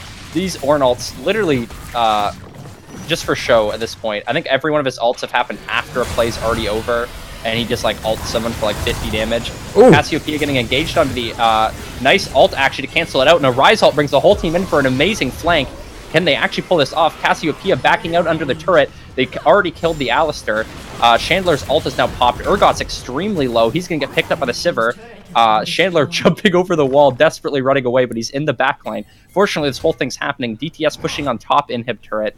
Their ADC picks up mid turret, and again, they get 2 kills, one in the support, one in the top laner, but they lose 1.5 turrets for it. And their support is still running it down. Oh, he's once again in dead. DTS going to clean that up, I think. Oh, the ADC actually getting the last hit. DTS also cleaning up the ADC while Tom Kench is running it down. I don't know. Yeah. Ornn is all the way on the other side of the map. They tried to make that play happen, but Rise isn't even with them, so... Yeah. For anyone who is on audio only, the Tom Kench is currently 0-6-0. Not his best game. Rise looking for an engage on DTS, who just presses Shroud and takes 0 damage. They actually do pick up Chandler here. DTS still trying to clean up the Rise, who's at like 1 HP. Is he going to die first, though? He does. Roxas now coming in. He ults the Cassiopeia. He looks like he's going to pick her up with the help of his ADC. He's looking for a 2v3 now without their ADC. They pick up the inhib and the Cassiopeia. They back out. So once again, they get Chandler and DTS, but they lose a turret and an inhib because it takes them so long to kill these players.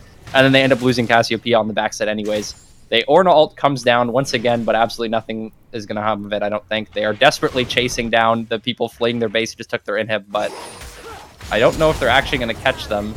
The Xayah does have flash, but she uses it really late. I think she's actually going to die here. Yeah, she gets hit with the blue smite before she flashes, so she ends up getting picked up by Sivir. So a decent amount of gold, I guess, going over to Sivir's pocket, now having 3 kills, but I don't think it's going to matter at this point. It's now 18-8. They're down around 8k gold. They have no inhib top lane. It's 25 minutes. Red team, unfortunately, I feel like would have rather get the bot inhib so they could set up Baron. It's a little awkward because Sivir can shove the top lane so far so fast right now. But, I mean, they should still be able to just send people bot and snowball. I mean, they're just playing the map so much better at this point. Every time blue team tries to do anything, they chase for any kills, they just lose like a turret or 2 every single time. No macro. Like, the macros is going completely over to SADBOIS. It's kind of disgusting.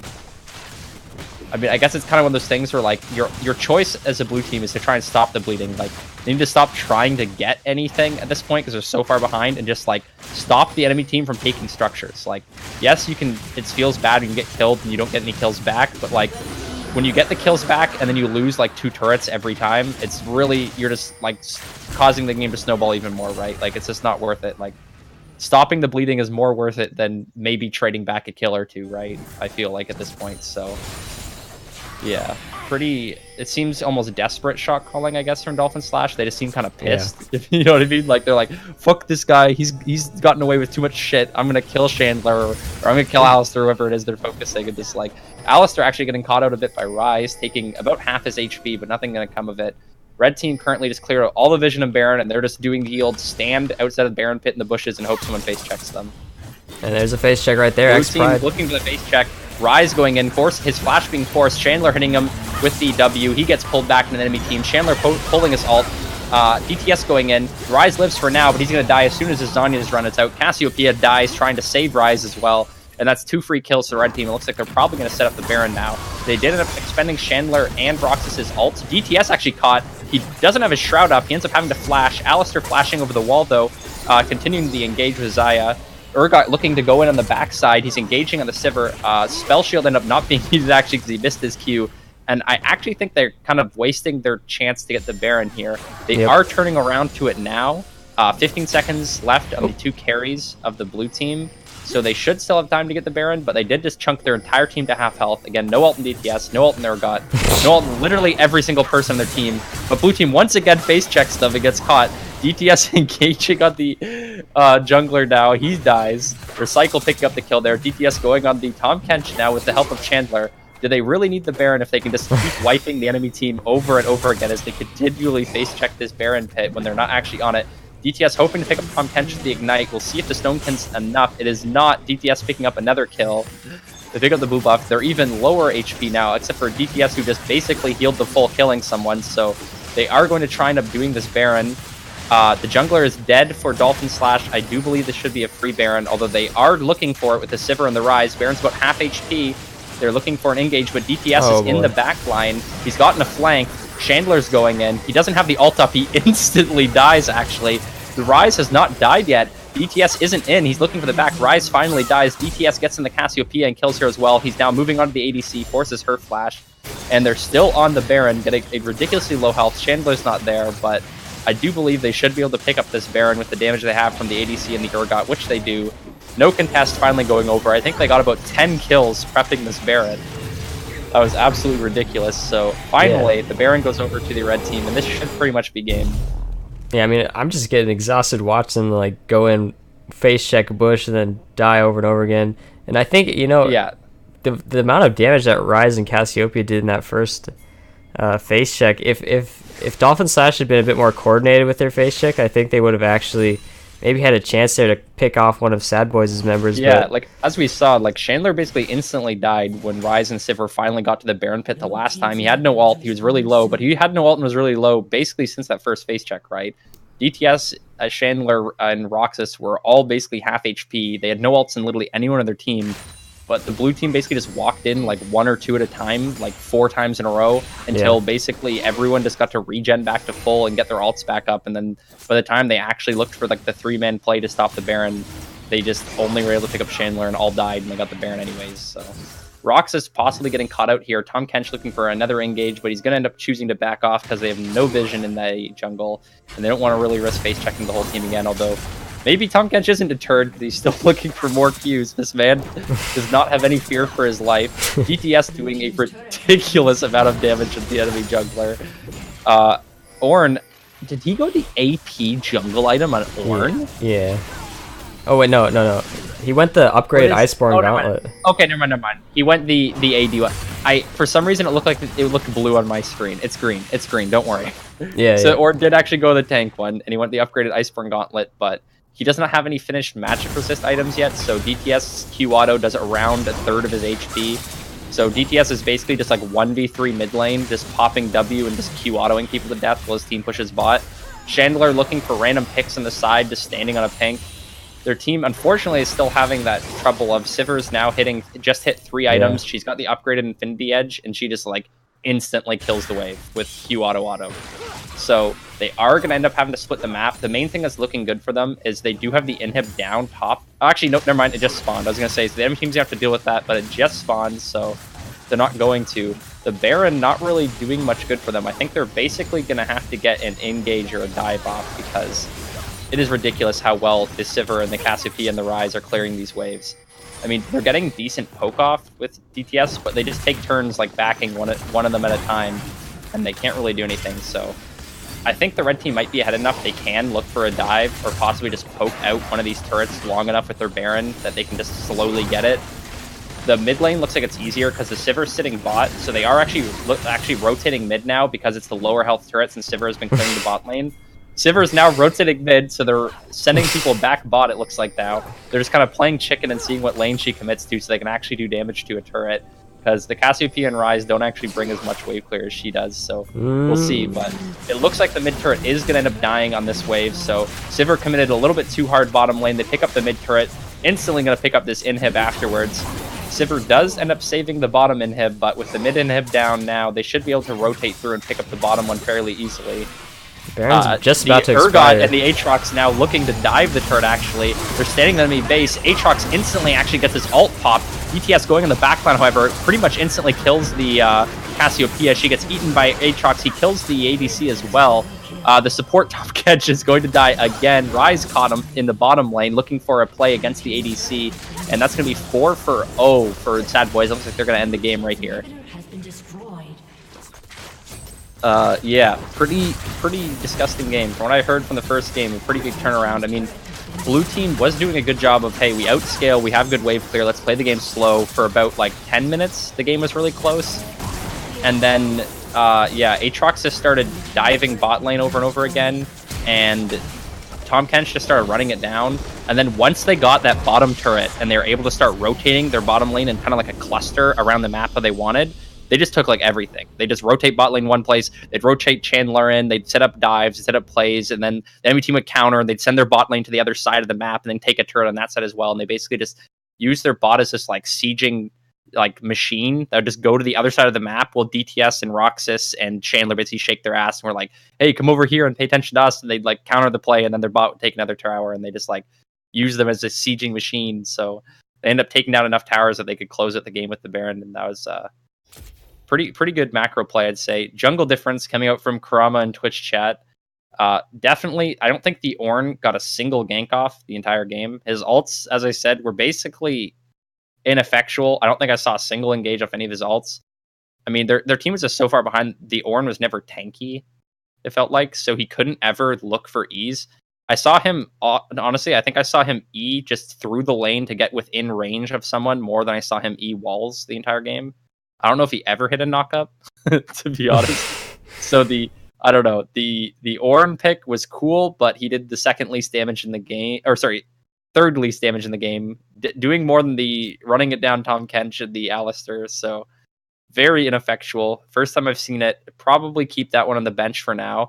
To be honest, the rest of his team actually had surprisingly good damage. DTS doing the most in the game, but the Cassiopeia, Ryze, and Sivir being the next three, but yeah, they just basically had no front line. They just couldn't engage fights ever, so they just had to try and stall, but they just kept chasing and like trying to engage in fights and just losing their base and just not actually wave clearing. So yeah, I think if they're going to play these kind of comps, they need to just have a bigger focus of playing safe and like waiting it out. You know what I mean? I think there's too many times they tried to chase or trade a kill for a kill, and they just commit way too many people and they just lose like 2 turrets for the play. So I think if you're doing these kind of comps, you have to accept like, hey, we're going to get behind in kills early. They got a few good dives off early, and like we're going to lose some people. But as long as we like stall out the turret game, we'll be okay. And they just kind of were like, fuck the turrets. This guy keeps diving me bottom lane. I want to get his ass. Tom Kench is like, these guys have been bullying me. Can we please kill this guy? I'm flashing on him right now. And just like, half the time they didn't even get the kills. So I don't know. Unlucky. Just definitely seemed like tilted play coming up from Dolphin Slash would be the best way I'd describe it. And I think they're in an uphill battle because I'm pretty sure Vaughn's coming back now, who's, I think most people would agree, one of the best, if not the best support in the league. So their bottom lane's only going to get stronger if he comes in and plays. I think Vaughn said he was on mobile, so possibly he's not coming back. I'm not sure. Red gotta get sub support right now. Oh, so I guess Vaughn isn't back from the way they just said they're gonna get a sub support, so unlucky. But yeah, definitely their jungler not wanting to lose his first series. Chandler saying, hell no, I'm not losing, and chatting the hell out that game. Definitely hard tilting that Tom Kench. I think the biggest tilt of that whole play, if someone could clip it, is that play bot where the Tom Kench flashed over the wall for the Alistair, and Alistair just lived in like 1 HP for like 10 years. While people, like more and more people from the red team kept showing up and beating him up until Tom finally died and the Alistair just walked away, and then like 2 other people died trying to save the Alistair. Is like, I don't know, one of the biggest like tilt chase plays I've ever seen in this league, bro. That was pretty bad. Make our jungler switch sides so we can cuddle as a team. Nice. Yeah, Chandler definitely chatting out, inspiring Roxas and DTS chat out. I mean, their bottom lane did good too. I'm not saying their bottom lane didn't like do well, but I think Roxas and DTS had more like solo plays where they just kind of like did their job against the enemy bot lane. I felt like, I mean, the ADC, the Sivir, played fine. I thought she just kind of got destroyed by people way stronger than her because her support wasn't there half the time and was dead. So not much she could do in that situation. So unlucky, but yeah, super stable bot lane from SADBOIS, and then Chad top side of the map with DTS and Chandler and Roxas just kind of crushing it. I felt like Roxas didn't pull that far ahead in lane, but once he started playing around with Chandler and picking up kills with ults and stuff, I felt like he just engaged way better than the enemy team did, and just like got so many random picks and kills he wouldn't have gotten otherwise with his ult. So super well played from them. I don't know. I'm not sure what advice I give to Dalton Slash outside of like, if you want to try and play like game one, you have to just like play around objectives, play around turrets, and stop playing around kills and chasing and all this random crap they did last game. So that'd be my advice, but we'll see how it goes. They said their sub will be here in 3 minutes. So if anyone's waiting, that's how long you're probably gonna have to wait for the sub to show up. I don't have the stream open, so I have no idea if you're showing this, and it's pointless for me to say it, but Oh no, I got it on a transition or intermission screen. But I'll be back. I'm gonna get a snack or something. All right, if you want to just put some music on, I'll just like mute my mic, so I'm not just jabbering while we're waiting for him. Okay, sounds good. Talk to you guys when draft starts, I guess, or when he gets back.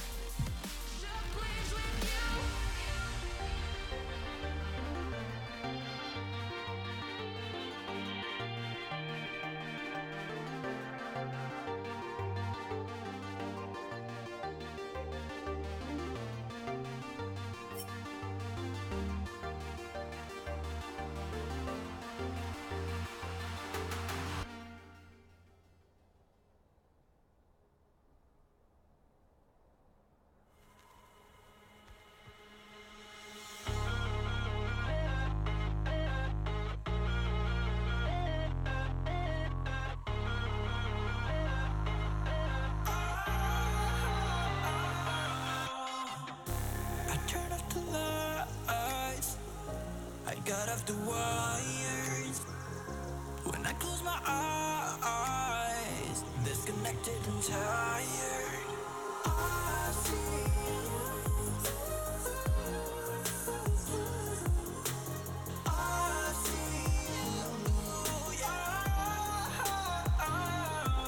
and I know you keep asking me, flames and fire.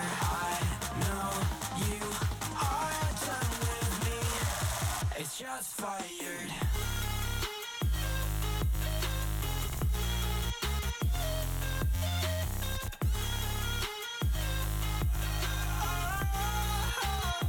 It's just fired.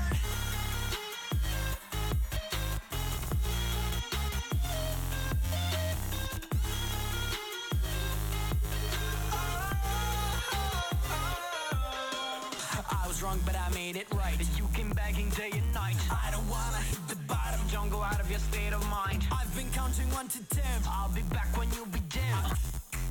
With my music again and again. I see, yeah, I see you go down. Yeah, I see you go down. I see, yeah, I see you go down. Yeah, I see you go down. And I know you keep asking me, flames and fire. I know you are done with me. It's just fired. I see you go down, yeah, I see you go down. I see you go down, yeah, I see you just fired.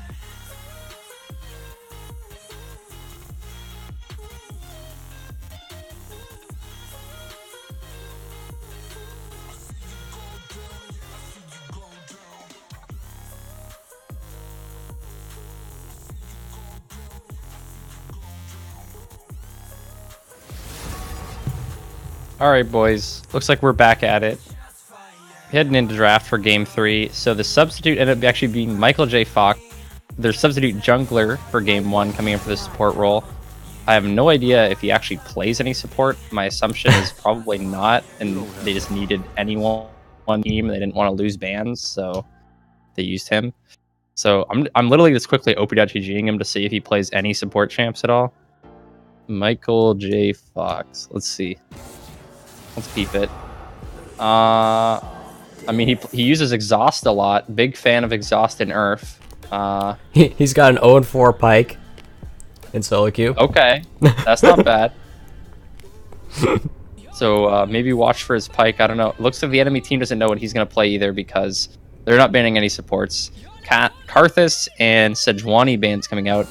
I think it's pretty hilarious considering Chandler, who's I Will Dominate Spigots fans' play style, that people are actually banning Sejuani against him. I think it is his most played in OP.GG from what I remember. So I understand the premise of the ban, but just from how he plays the game, especially from like how he played the last game with his heavy like invade, like kind of epitome Chad jungler style, that Sejuani is like a feared pick of his. I think is kind of hilarious. But the Akali pick coming out, definitely not wanting to play against DTS as Akali for the 3rd time around. That champion looked absolutely disgusting last game. I think DTS got, what, 13 kills or something? Pretty impressive performance from him coming out. The hover on the Silas there. Unfortunately, DTS not going to be able to play that this week. If he's here next week, he will. They're picking up the Aatrox, most likely jungle again. They can luckily flex that top and mid, because I know DTS plays it mid as well. I'm not sure how comfortable he is in it, because when he did play it, it was the Smite mid meta, which was like, whatever, in the middle of last season or so. So I'm not sure how recently DTS has played it, but I'm sure he could bring it out again. And the Thresh coming through, which I guess is a comfort pick for Michael J. Fox. They just wanted to get him something he liked to play, so they just early picked it.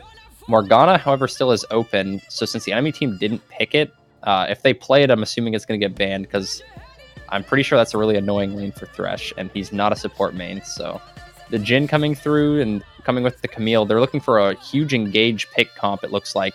So they got Jhin W to follow up on Camille engage, and Akali who can safely dive in there with her as well with the Shroud, right? So really scary to be the enemy bot lane, but they got Thresh and Xayah, who's a super safe bottom lane as well, because they got Thresh Lantern and Xayah ult if they look for a Camille engage, right? So I wouldn't be too scared of it right now. We'll see what they pick mid, but I think it's kind of bad to telegraph how like engage pick heavy you're going to pick your comp this early when they can just, they already have Thresh and they pick Xayah. Like, it's going to be super hard to pick that comp so far, right? So if they pick another like safe top mid, depending on where Aatrox is going, it could be a pretty hard time for the Dolphin Slash to do anything here. We'll see, though. Sion ban coming out. Pretty epitome North Standard top lane pick ban. I'm not sure. I don't know much about Marquise Osta because he wasn't in last season, but if he's a D5 or lower player, he probably plays Sion top. Pretty safe assumption. Kha'Zix ban coming out, so they're saying, we're calling your bluff, we don't think it's Aatrox jungle again. They're going to keep banning junglers. Interesting, considering he literally just played the Aatrox jungle, that you're assuming he's not going to play it again, but we'll see. We'll see. Yeah, I think you have to assume that the last ban for Dolphin Slash is going to be Urgot, and if that's the case, then they're thinking that, well, that's one less champion Roxas can play, so maybe Aatrox can go into the top lane. 3 top lane bans actually coming out as well, right? With the Urgot, Sion, and Kennen. So possibly they're scared to pinch the top lane pool too much for their own top laner, but Roxas is going to have the first pick right here. So if he does want to pick a top laner. Yeah, the Urgot actually already being banned. Yeah. Vlad, possibly a double ban. I'm not sure if Roxas plays it. I know DTS plays Vlad, so pretty good ban if it does hit both top and mid. I expect to see a top lane pick here, like a safe top laner, because there's lots of those. And then they can decide where they want to flex the Aatrox or not. Yeah, Poppy coming out, super safe tank top laner. Could maybe, in fringe cases, be a jungler, but I really like Poppy into both Akali and Camille. And maybe they know that maybe the top laner is the Akali player or something. Actually, no, they wouldn't have banned those tops. They thought that. So maybe it's Lissandra top and Akali mid. I'm not sure. I don't think I'd want that matchup. And it's actually going to be Camille top, Akali mid, Gragas jungle. There we go. I think so. Or maybe Gragas top, Camille jungle, Akali mid still. Either way, it's Akali mid, I'm pretty sure, right? I don't think it's Gragas mid, so I think it has to be a Kali mid. I guess it could So, be yeah. Gragas support too. I think it's pretty weird picking another dash champion when they already have Poppy as well, but they're really just all inning on this like hard flash engage pick comp, right?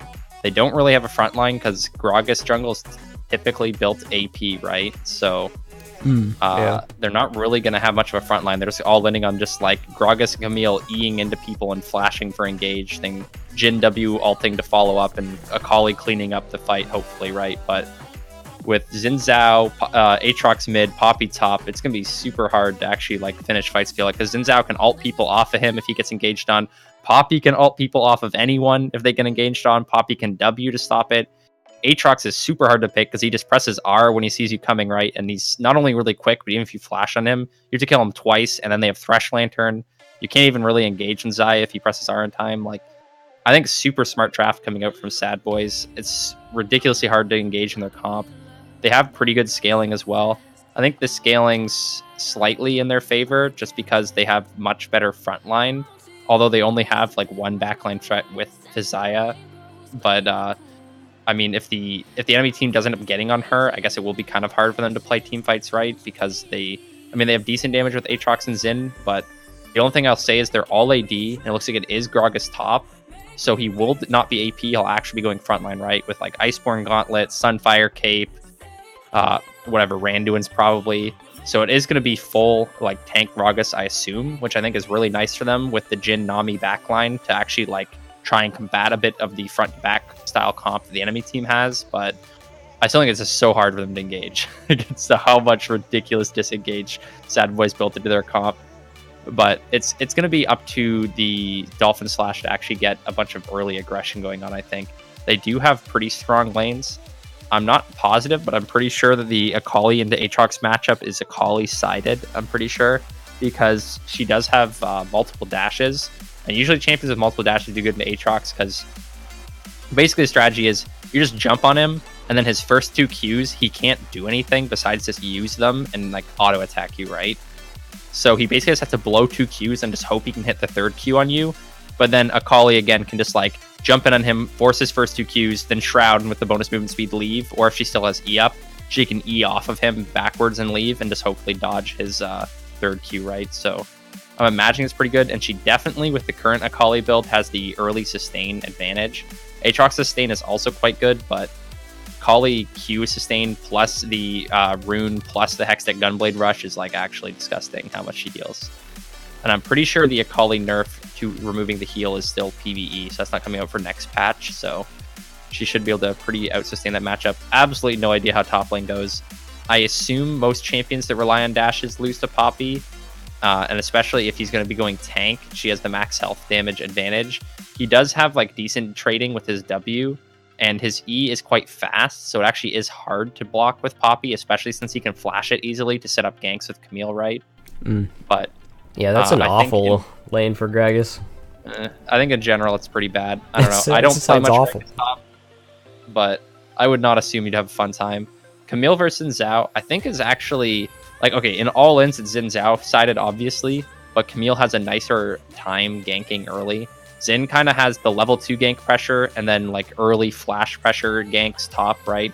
So you can just like walk up on the Gragas and then you just basically E onto him, make him flash, and then you just flash auto him and hope you get the knock up or something, right?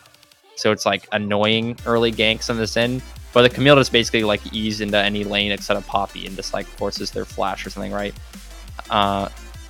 Actually, think about it. If the Thresh is really good at Thresh, he can stop Camille E with his own. But I don't think Michael J. Fox really plays the champion when we looked at his account, so I'm just kind of not expecting that. So pre-6, I think the gank advantage goes to Camille here, especially with how safe Akali and like Gragas are, because they both have dashes, right? So that's my assumption. We'll see. It is, as I said, kind of hard to gank Poppy with the W, but Gragas can easily E-flash and set up ganks, right? Because she can't W it if he just flashes on her. I guess Camille can do the same thing. She can E-flash as well and go through the Poppy E, but yeah. Anyways, we are loading in now, so we'll have to see how the junglers play it. I definitely do think that Chandler last game had a way better early pathing. As we said, the Ornn literally got no ganks off. Yeah, literally 0 ganks off last game. He was just trying to keep even in CS the entire game, basically. He did do a decent job of like not really falling behind in CS in the early game. Like it was like 52 to 54 or something coming out of early game, but he literally did nothing but farm the entire game, where Aatrox was like hard diving bottom lane and like killing Cassiopeia and stealing camps away from the mid laner and stuff, right? So it was like pretty impressive coming out. So even though I do say I think Camille is an easier time ganking early, I still think the early advantage is probably going to go over to Chandler, just because that guy knows how to, that guy paths man, right? So we'll see how it goes. I definitely think if the game scales out that SADBOIS are just going to have an easier and easier time of disengaging the blue team comp. And I'm just not really seeing how the blue team's ever going to team fight them, because they got this massive brick wall of disengage in their team. And they're just, I feel like they can just walk into whatever objective they want and do it. And they do have the problem from last game that their sieging is absolutely terrible, right? So once again, their only ranged champion is Xayah, right? So, but we saw from what they did last game, their basic strategy is they set up objectives, they take all the dragons and stuff and try and get fights around those, which the enemy team didn't really fight until the Baron, where they got a bunch of kills on them. But regardless of that play, they basically force skirmishes around the jungle and then hard commit to other side of the lanes. So they on purpose force kind of like disadvantageous like fights, if you may. So like they'd bring Chandler mid lane and try like a 2v2 dive or something, and then they just like 3-man force top turret or something like that, right? Or even just Chandler randomly will kill someone and then they'll just have advantage and force a turret or something, right? So we'll see if they can set up those kind of plays. But once again, they definitely are going to have a hard time setting up the siege, but not a hard time the enemy team, who basically only has Jhin and Nami to hit turrets as well, right? So they're not at a disadvantage in wave clear and everything this game, right? The enemy team's wave clear is absolutely terrible. So it's not going to be nearly as hard for them to force late game, even though they do only have the Xayah once again. I think it's going to be okay. Big Cheese coming in, and no one's watching besides the Jhin here. We'll see if he can dodge the hook. It's coming out. He does not dodge the hook. Zid's out coming in. They're going to force his flash. He does live, but he had to summoner heal as well. Oh my god, that's bad. I was going to say, I'm surprised he lived, but he did heal. They're looking for another Thresh hook. They cancel his back. Thresh? He just killed himself. First blood. Oh my god, what is Nami doing? What the? Oh, is she out? Still Their some bot recall lane is somehow. kind of trolling the enemy team, I guess. The thing is yes, Thresh flashed and got the first blood, but you have a Thresh getting a Dark Seal versus a Jhin getting boots. I'd honestly rather be on the Jhin getting boots team, right? Yeah. And also, Thresh used all sums for that kill. So yes, they forced Jhin sums, but Thresh also has no sums, which means Thresh cannot engage. So unless the no flash Xin Zhao can make a play bottom lane, I don't see any way Jhin sums are really getting punished, because usually how you punish is Thresh just flash flays them into a hook, right? Poppy's So, walking into two members here. Poppy about to face check top lane. They end up getting their red buff before she shows up. Mid lane, DTS mid getting a ridiculously good trade going in on the enemy mid laner, saying, Akali's my champion, baby. Don't try and bring that crap over here. An invade coming up from Chandler on the other side of the map. So they actually pick up 3 buffs, I guess. Or sorry, Poppy found the enemy team with the red buffs. Yeah, so it looks like they're going to vertical jungle this game, basically. Junglers might run into each other. The Camille actually reading the vertical jungle coming up from Xin Zhao. Xin Zhao canceling her E, though. He's going to force her flash over the wall because DTS is also roamed.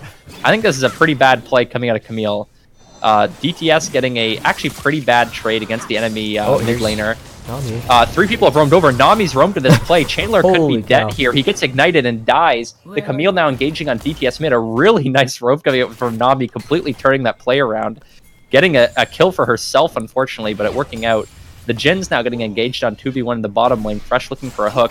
Poppy having a terrible time in top after face checking level 1. The Jhin does end up getting hooked, but he gets hooked out of the feather pullback, so he ends up not getting rooted. As you say, anti-synergy coming in the bottom lane.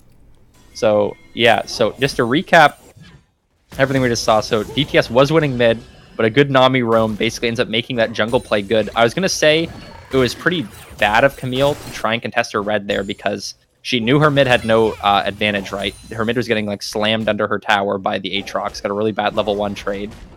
And she knew that Chandler was going to vertical jungle because she herself invaded and the enemy team saw her, right? So why would he not vertical jungle? It just seems like really greedy to me. But the Nami roam ends up making it okay. So she got a kill. Chandler died for it, and they end up keeping his red buff. So at the end of the day, I guess it's a pretty good play because they end up forcing Chandler not to have any red, which is really big for Xin Zhao early game.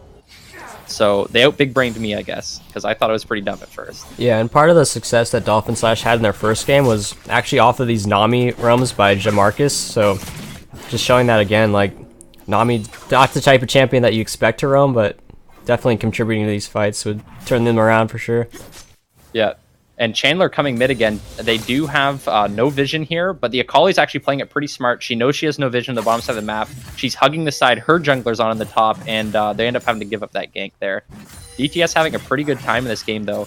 Even though he ended up getting forced to recall super early off that other play that where his jungler died, he's kind of beating the crap out of the Akali here. He's up basically a full wave. Akali's down at 300 HP, and he's at like 700. Akali's jungler coming in just to literally help her get the wave. He just chunks about a quarter of DTS's HP and makes him back off so Akali can pick up a cannon minion and a couple other CS. Nice guy jungler there. Not much really going on in the bottom lane here. The Jhin is down CS because of the Nami roam that happened really early, right? So he's down about 10 CS. A wave is crashing in on him, so he's only probably going to be down around 5 or 6 CS if he picks up this whole wave, but yeah, he is still down. DTS again trading the crap out of him. And I guess this matchup's a lot better for Gragas than we thought. I guess the range advantage he has with the Q poke is good enough that the fact that Nami or Poppy can cancel his E doesn't really matter. And as I was thinking earlier, if you melee range cast Gragas E, Poppy doesn't really have reaction time to cancel it. So you can still do trades where you like WE them on Gragas when you're in auto attack range and you can't really react. So Gragas actually getting the better of these. From what I'm seeing, he's basically just abusing the fact that he has Comet and just spamming Q and W and not even... Oh! And there we go. There's the melee range Ian talked about. So even though she had W, she couldn't cancel it. And Gragas getting the flash all in here. Poppy not having flash, remember, from the level 1 face check he did. So really nice pickup from the Gragas. And yeah, that's the interaction basically I was talking about. So if you are melee range with the Gragas E, she cannot cancel it. Because you don't technically move. Your hitbox is already touching her, so the second you cast the E, it just automatically knocks them up, basically. So yeah, this matchup, I guess, is a lot better for Gragas than I thought. I was thinking it'd be pretty bad, because he had no range engaged, but I guess if he just stands there and beats the crap out of her melee range, then she can't really do anything about it. Yeah, he's actually building We'll see when it gets later. Well. Yeah, the one downside, though, is if he does end up going a more aggressive build with this Sheen, they are not going to have a front line, but my assumption is that he's going to end up going the Iceborne Gauntlet. Gragas actually TPing mid. Oh, God, what the fuck? Sorry.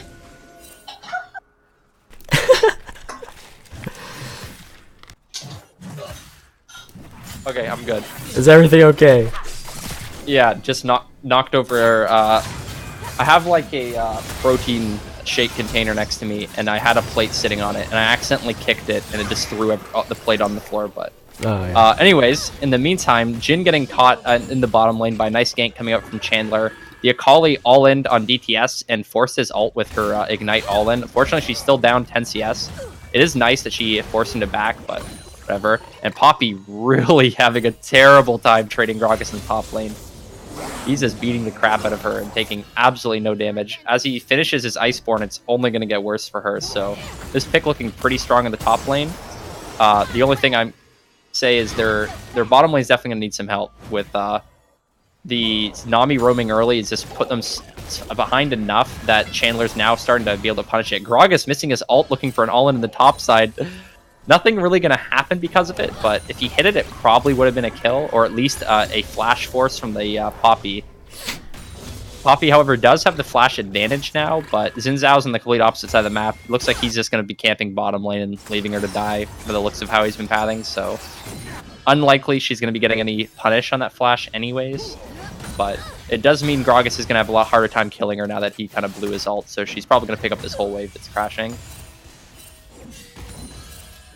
Right now, I'd definitely like to see the Camille get anything done, though, because right now her only kill participation has been with the play that the Nami kind of started, where, like, it wasn't even really a good play from the Camille, right? The Camille face-checked the Xin, forced her mid to come, her mid lost sums, she lost sums, and then Nami roamed and killed the jungler, right? So it wasn't even really a good play for the Camille, and that's her only kill participation, so now we want to see the enemy mid, X Pride, still having a pretty terrible time trading DTS in the mid lane. DTS playing pretty scared because he knows Nami and Camille are nearby. He smelled this one out pretty good, but Camille forced it, actually flashing. Jin with a nice W actually going to end up picking up the kill on him. Really nice double bot lane roam. Wow, I thought DTS had hugged the top side enough. There was no way that play was going to work. But they actually chain CC'd the Camille E flash into Jin W at the kill. And then now the Thresh is roamed and gets hit by another beautiful Jin W into Nami bubble combo. And they pick up another kill. Jin now having 2 kills on him. Grog is looking for another solo kill topside. Poppy definitely going to have to flash here if he has the CDs. Fortunately, we're not seeing it because Akali forcing in on Xin here. Poppy actually managing to get out. I guess we didn't see the beginning of that trade, so I guess Gragas had already used his full combo there. So not having to flash in the top side for Poppy, but definitely getting chunked really low. And a really nice roam from the entire bot lane this time. So not just the Nami, but the Jin actually hitting 2 really nice Ws, setting up 2 kills for himself, which ended up leading into a dragon for their team as well. And Jin now only down about 4 CS and having 2 kills in his pocket is going to be super strong. And he's up about 500 gold, and his ADC counterpart Akali up as about 400 gold as well. The top lane Gragas, which I thought might have been their strongest member, is actually only up around 200 gold himself. So the lane's definitely going in favor of Dolphin Slash, completely different from last game where basically every single lane was behind. A big play coming in the middle lane on the Akali, but she literally just pressed W. So yeah, that's what happens when you 3-man an Akali. They tried to bring the Thresh to kind of counteract what was happening earlier. Gragas with the all-in, a nice ult in the top lane, forcing Poppy's flash. She does just barely live with what looked like about 10 HP, I want to say. Pretty low on her, but she does end up getting out. Nice ult finally hitting from Gragas, though. Akali still having a bad time in the mid lane, but not dying at all. They do bring Xin Zhao in here, but Poppy and Camille are here. DTS could be in a terrible spot now. His ult is flashed, already popped. Camille looking for the cleanup on him. Xin Zhao looking for the suicide engage, basically, to try and save him. But I think they are going to get the kill on DTS. They try and chase for the... that would have been a cool play if she E'd through DTS's body and got the kill on the jungler as well, but nothing happening there. A really nice counterplay, kind of a desperation coming out from Chandler to try and get DTS, because said he has been out trading the Akali in this lane, so they tried to get a kill off of it, but Nami once again being there with the Camille, playing really well. The bottom lane of Dolphin Slash super stepping up this game. Definitely, as you said, with the Nami, which is, if that's what happened the first game, I'm not surprised how they won the first one. Looking like their bottom lane could be their win condition of this team. Not to kind of doubt how well the Gragas have played with basically no jungle interaction in the top lane. Getting a solo kill, forcing her flash, playing well, but definitely nowhere near as big of an advantage the bottom lane of Dolphin Slash has.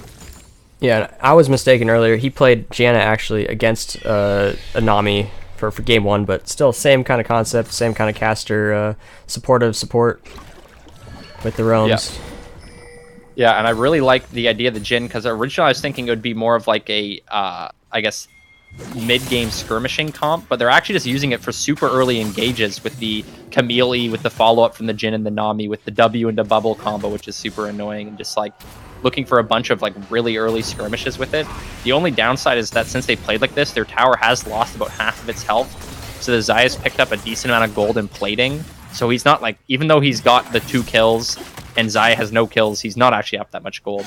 A really nice dodge of the Aatrox Q from Akali now.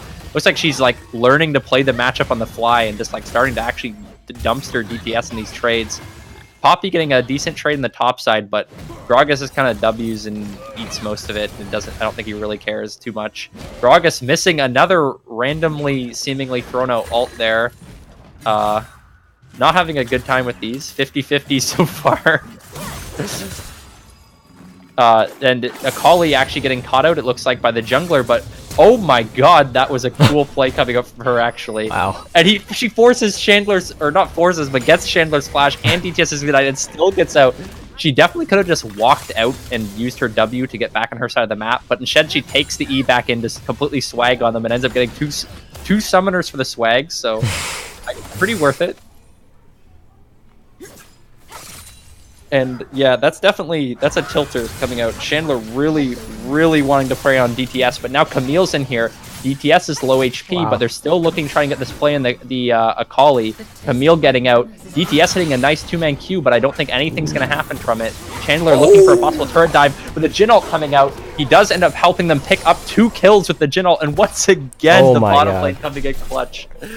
Wow, amazing. Jin doesn't actually get any of the kills, but he forces them both to basically walk back into the Akali and the Camille and does enough damage. They pick up both kills. They previously picked up the Rift Herald. This is definitely going to be mid turret here. Is it going to be first tower before bottom lane gets it, though? I don't think so. It's super close, and bottom lane picking up the first tower just about 5 seconds before the mid lane picks up the tower, but they do have the Rift Herald, so they're going to get at least another half a turret off of this. DTS and Chandler still walking from the base after they both died. Possibly going to be a second turret in the middle lane, and I'm going to say it's definitely a second turret in the middle lane. A really good power move coming out with this Rift Herald. They do lose the first tower, so again, a lot of gold going over to the Xayah from the turret, getting all the plating and the turret, so she's only down around 200 gold to the Jin, but an insane gold influxation for the jungle, being up 1,300 gold on Chandler now this game, and the mid lane being up around 800 as well. And the top lane actually now, the Gragas being up around 1,000 gold itself, just solo advantage, basically getting plates and getting that solo kill. Gragas TPing in now. Unfortunately, his jungler is just backed up, so it doesn't look like they're going to actually get anything here. Akali looking for a bit of chunk on DTS, but actually I think takes more damage herself for her trouble. I don't think anything's going to happen from this TP. And it looks like they really want to defend this dragon, though. Akali shoving in the middle lane.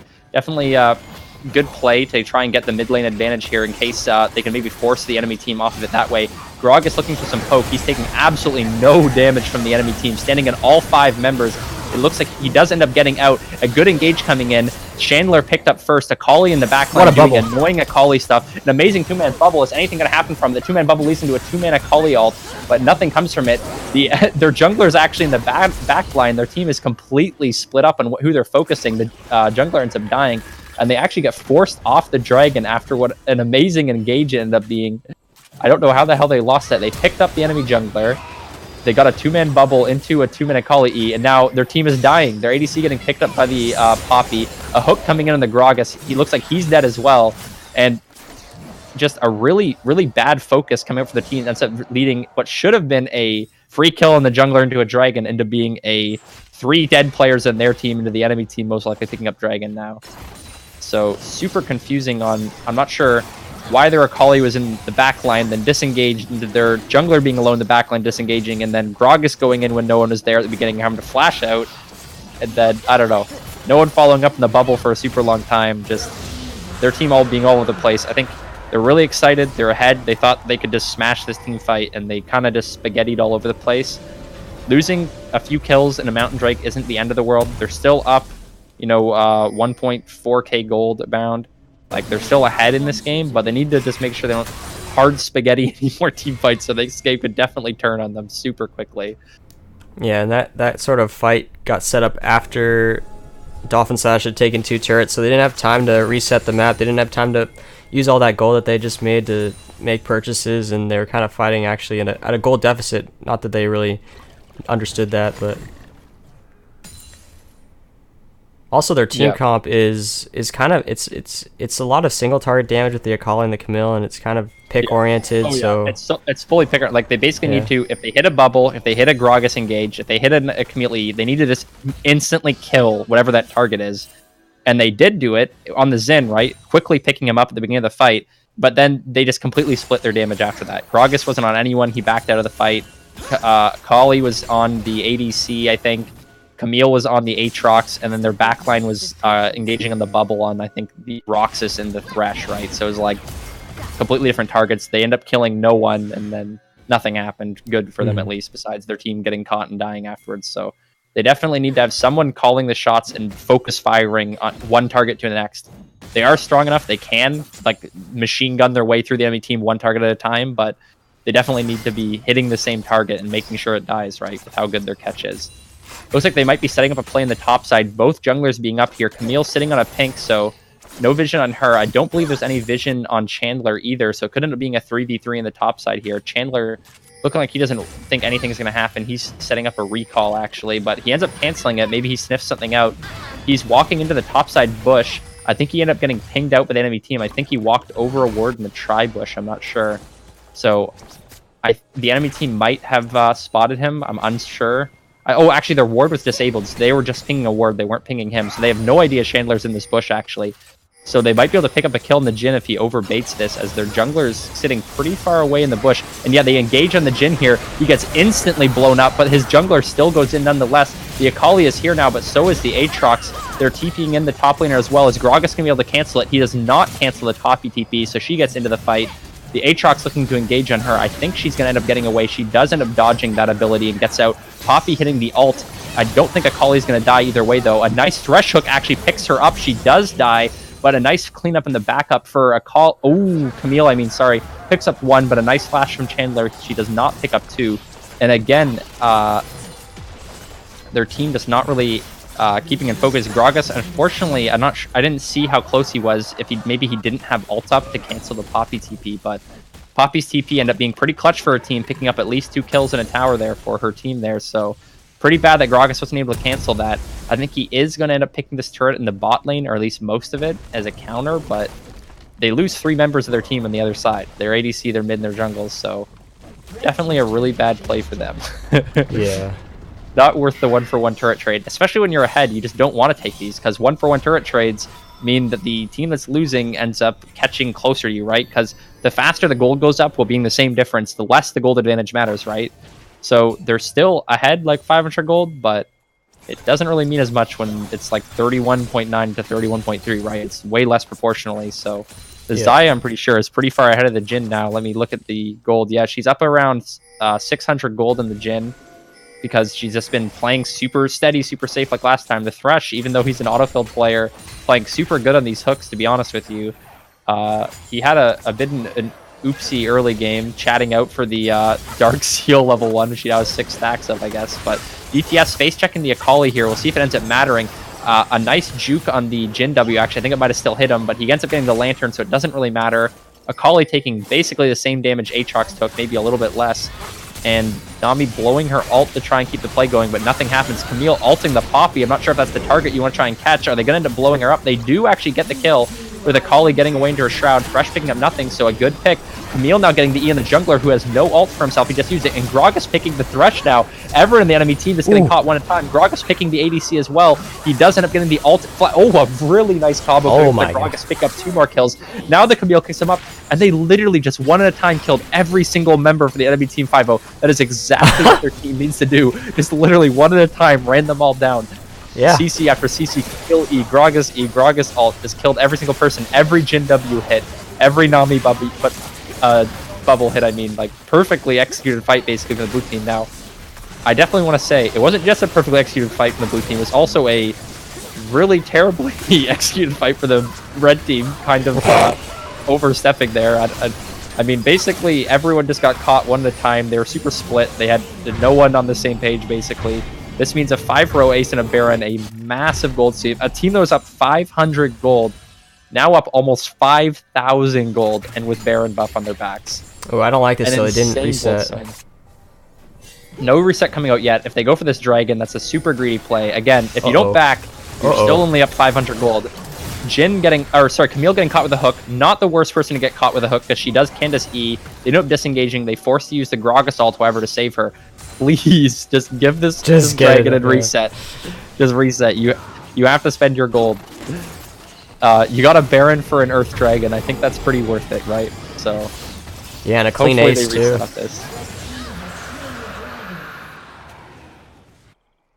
But it definitely looked like SADBOIS. They kind of wanted to do a collapse there where they came from 2 angles, but they just didn't time it quite right. And obviously, the way that the comp is set up for Dolphin Slash, they can just go at one target and then switch to the next one after they killed it. So nicely done by Dolphin Slash. The enemy team was kind of in like a line for them. They had like one person right behind the blue buff, and there's like a straight line of people all the way to the mid turret, and they just followed that line and just ate them one at a time, just focusing down the targets, which is like basically exactly how that has to go. The only individual like kill basically being Gragas one comboing the enemy ADC, which was, it's kind of disgusting he actually has that much damage considering he's just built armor the entire game and he just basically one comboed her from full HP. Yeah. But still super well played for him to hit every ability there.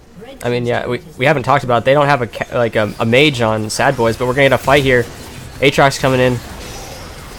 Nami's ulting. gonna... He does end up getting only on the Gragas, who takes absolutely no damage. Nami getting caught, however, by the Poppy in the backside. Redemption coming in to save her for about 2 seconds before they end up picking the kill. Jin firing down some ults, not getting too much damage. The enemy DC at about half health. The one good thing for them, though, is Akali is pushing in the top side with the Baron still, as no one is dealing with her, so she's definitely going to pick up that turret. So a kind of 1-for-1 trade with a turret pickup with DTS dying as well. So not the end of the world there. And I think I was behind a couple seconds. I noticed you talked about the Na'Vi before me, so I sped myself up again. Oh, yeah. It looks like they are actually pushing on the mid and the top turret simultaneously now. So this 1-for-1 actually going to end up turning into possibly 3 turrets for their team somehow. A super nice play for them. I don't know how the Nami getting caught ended up turning out so good, but it did. I don't think they're going to pick up the mid inhib here. Jin possibly getting caught, but he does end up turning it on the enemy jungler. Chandler forcing to ult, almost dying here. Gragas saving the Jin, actually. And it looks like a pretty good disengagement of their team. Gragas looking for an ult. They end up forcing the ADC's ultimate coming out because of the Akali. The Akali not able to pick up the kill because of the stopwatch, but they pick up the Poppy in the backside. Possibly going to be a kill and Thresh here. Doesn't look like it. With the Gragas with another nice combo, they pick up the Aatrox. Jin going in on the ADC. The Thresh having to back off it well. They now have their Nami coming back into heal everyone back to full health. It's now 4-for-2, and they're trying to end the game with the Baron push with the one more wave. Can they win the 4v2 fight, the Thresh and the Xayah? I would be very surprised if they would pick this up, but we'll see if they're able to do it. The Akali just blowing down the Shroud, being so annoying. She gets ignited, but she takes no damage. She forces both of them to back off from the turret while taking no aggro. And it looks like they are going to end up closing out this game. It's 4 people in the Nexus. Surely they should be able to close out this game. They are greeting for kills on Chandler. They pick him up. Luckily, it looks like they're going to pick up the Thresh too. A huge, huge underdog win coming up from Dolphin slash SADBOIS, not having their greatest roster, right? They had a last-second substitute support who's a jungle main. They have a substitute mid laner coming in, right? Not to say DTS mid isn't a good player, but I mean, not exactly the bottom lane they wanted to play with. Thresh didn't play that bad, I would say, but possibly Vaughn's a bit of a voice to calm down the team in these situations where they seem like they're just getting super hot-headed and like wanting to force all these plays around mid lane. I think the main thing was a bit too much of a reliance around DTS mid, I felt like, in the middle lane, with Chandler just basically going mid over and over again because it worked so good the last game, right? Because DTS got like 13 kills in the Akali, but this game, he just basically died every time he walked mid, and the enemy team just said, you know what, if you're going to play around mid, we're just going to bring our bottom lane and just expect it, right? And every time Chandler would walk mid, Nami and Jin, or just Nami or someone, would just walk mid, completely counter the play, and they get like 2 free kills in mid and jungle, and they just did that like 4 or 5 times in a row. Their mid laner was ahead, their bot lane was ahead off of it. They got first tower, and they just like hard snowballed the game. They end up throwing a super bad dragon fight. But then the enemy team just, again, DTS and Chandler super over aggressed in the jungle, got themselves killed. Their whole team died for it this time. They got aced, and then they just lost the game basically off that play of like a bit of over aggression. So even though Chandler and DTS like definitely hard carried the last game, they definitely hard carried this game too, I'd say, with kind of just over aggressing a bit too much in the early and mid game, throwing the team game back in their favor. But even though Grog is actually having the most damage in the game, which is pretty hilarious because of his build.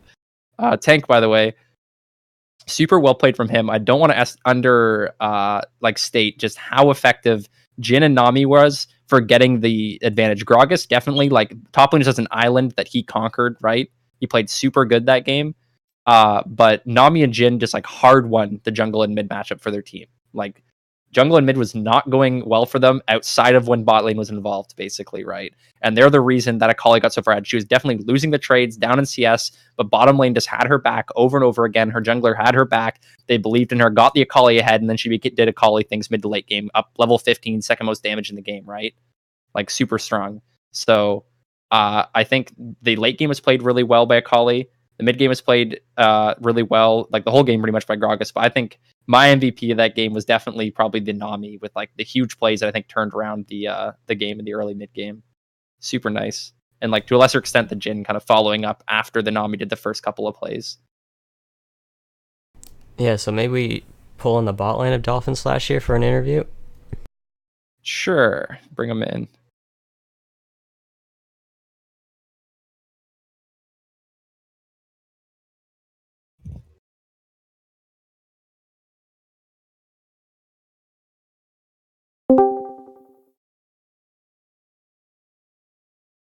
Hey. How's it going, guys? Yo, welcome. We got So, Hey, Jamarquis and Toon from the bottom lane. I'm assuming Toon is Mikey Tennis. So we brought you in for the MVP of basically like your 2 wins. I said to a little more extent Jamarquis just for like the awesome roams early game, but Mikey Tennis in the last game definitely had some sick roams himself and some like definitely the Jin W's got a ridiculous amount of kills in the mid game, but I think a big factor of that last game was just like you guys walking mid and just killing their jungler and mid laner like over and over again. Like it was actually like a big snowball from the last game was DTS most damage in the game, like ridiculous amount of kills, right? And then you guys just kind of like dumpstered every play he was trying to do. Like I don't know, what was your guys like plan coming from game 2? Like how'd you recover and get up with this like kind of crazy pick comp game plan for game 3? I guess Jamarquis, since you were talking, you can take this question. sure. I mean, after our second game where we were playing more of a passive playstyle, we wanted to like definitely punish the jungler a lot more. So we were looking for stronger lanes where we just wanted to focus on getting the jungler behind. Yeah. And what were the calls like when you guys were doing those plays mid? Like, were you guys calling like, oh, bait it, like we think their jungler's there, we'll look for this play and we'll like counter it, or is it kind of like you're just like walking around, see if anything happens, happen to be in the right place, right time kind of thing? Mostly just looking for callouts. There was no specific like, oh, jungler's here. It was just they see the jungler, they call it out. I instantly look to roam. Nice. So pretty much just get the clean comms. 'Cause I would say your second game did not look like clean comms with some of the plays you're seeing, right? Like, gotta seem like you guys are just like screaming out targets and flashing into the jungle and just like disappearing into the depths of hell, right? I know. I was saying that game must have been like ridiculously tilting for Mikey to play, especially just kind of standing bot alone and just like having like 4 people show up over and over again and just like punch hands into fist and just be like, hey buddy, how's it going down here in this turn? Just like unfortunate play, but I didn't end up getting to see the game 1 of how you guys win, but it's kind of unfortunate that Vaughn can basically just say like, you know, I wasn't here for this game, so it wasn't the real SADBOIS or whatever, but take what you want. You did end up actually, I'm not sure if you guys are aware of this because you're new to the series, I Will Dominate biggest fan Chandler has never lost a series in Prophecy Cup that he's played. He's won both seasons he's played in, and he's won every single series he's played in. So you guys are actually the first team to ever beat him in a series. That's So, I think our coach told us that. And we were just that's crazy. Yeah, big plus on to you guys for that. I know definitely, I think most people would expect you guys to be the underdog, looking like pretty weak seeding coming in from the what is called the play-in tournament bracket, right? And this being like the returning top team from last season, right? So big underdog win, but definitely a cool play style coming out. And another one I'm going to ask for is I had absolutely no idea what the lanes were going to be. And was the Gragas ever a flex, or is that actually just like going to be the top lane special coming up?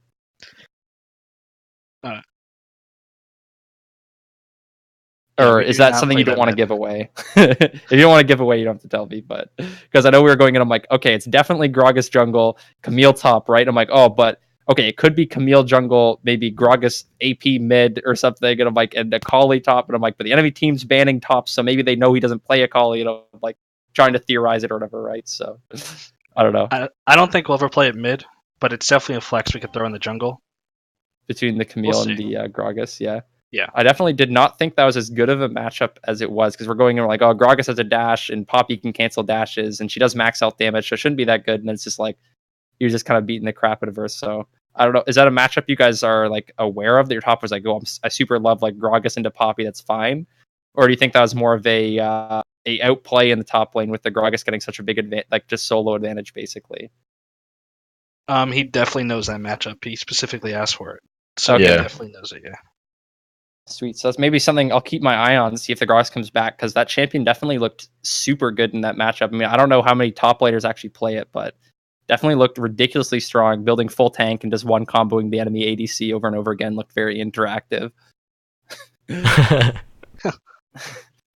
I'm sure. He's telling me that Gragas E does not get blocked if he's within melee range of the Poppy. Yeah. I actually said that in the cast, that I was like, I'm not sure how good that's gonna, how helpful it's gonna be if the Poppy like plays far enough away, but I'm like, he can do that. But like, yeah, he just like would just W her and then E her from melee range, and then she'd try and W, but it doesn't do anything, right? So, Yep. Yeah, pretty sick matchup, but big brain draft, I guess I'd say, definitely coming out there. And yeah, I think that's all I have to say. Do you have any questions for them, Escapist? Not so much. I think you guys did a really good job, and thanks for interviewing us. Do you have any shout outs that you guys want to give to anything? We'll shout out our coach, Alwyn. Oh, He's, no, I saw that guy in Twitch that's chat coach. the whole time, so that's who your coach is. Yep, Yeah. he's coach, by the way. Yeah. Yeah. That's about Nice. it. All right, sweet. All right. Well, good luck in the rest of your series. Do you guys know who you're playing next? No, we haven't even prepared for it yet. Yeah. Okay. I was gonna Alright. ask you if you guys had a prediction for how your next series is gonna go, but if you have no idea who you're playing against, that's fine. Oh, we're gonna win. If that's what Yeah, you're that's a gonna win. win. Yeah, that's a win. 2-0. A win. A win. A win. Nothing too aggressive yet. All right. Anyways, good luck in the next year matches, and I think that's all from us for tonight. All right. Thank you guys. All right. Yeah, thanks. Yeah.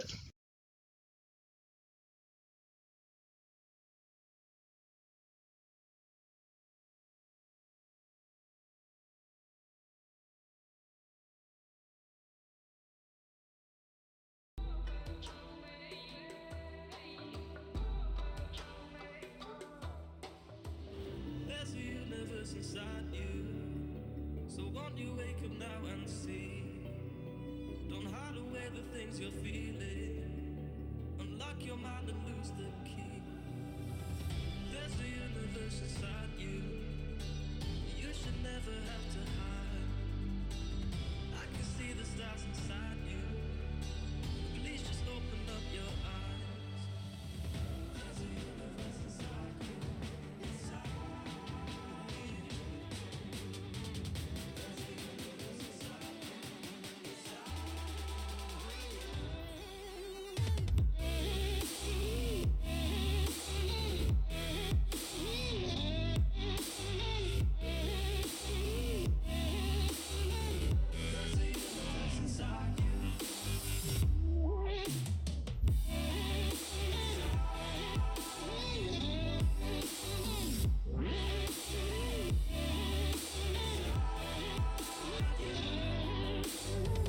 There's a universe inside you, so much more than people know. I've seen you fighting your emotion. I hope you stay and won't let go.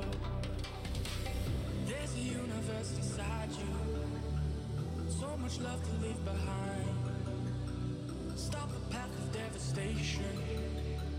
You should live for all the highs.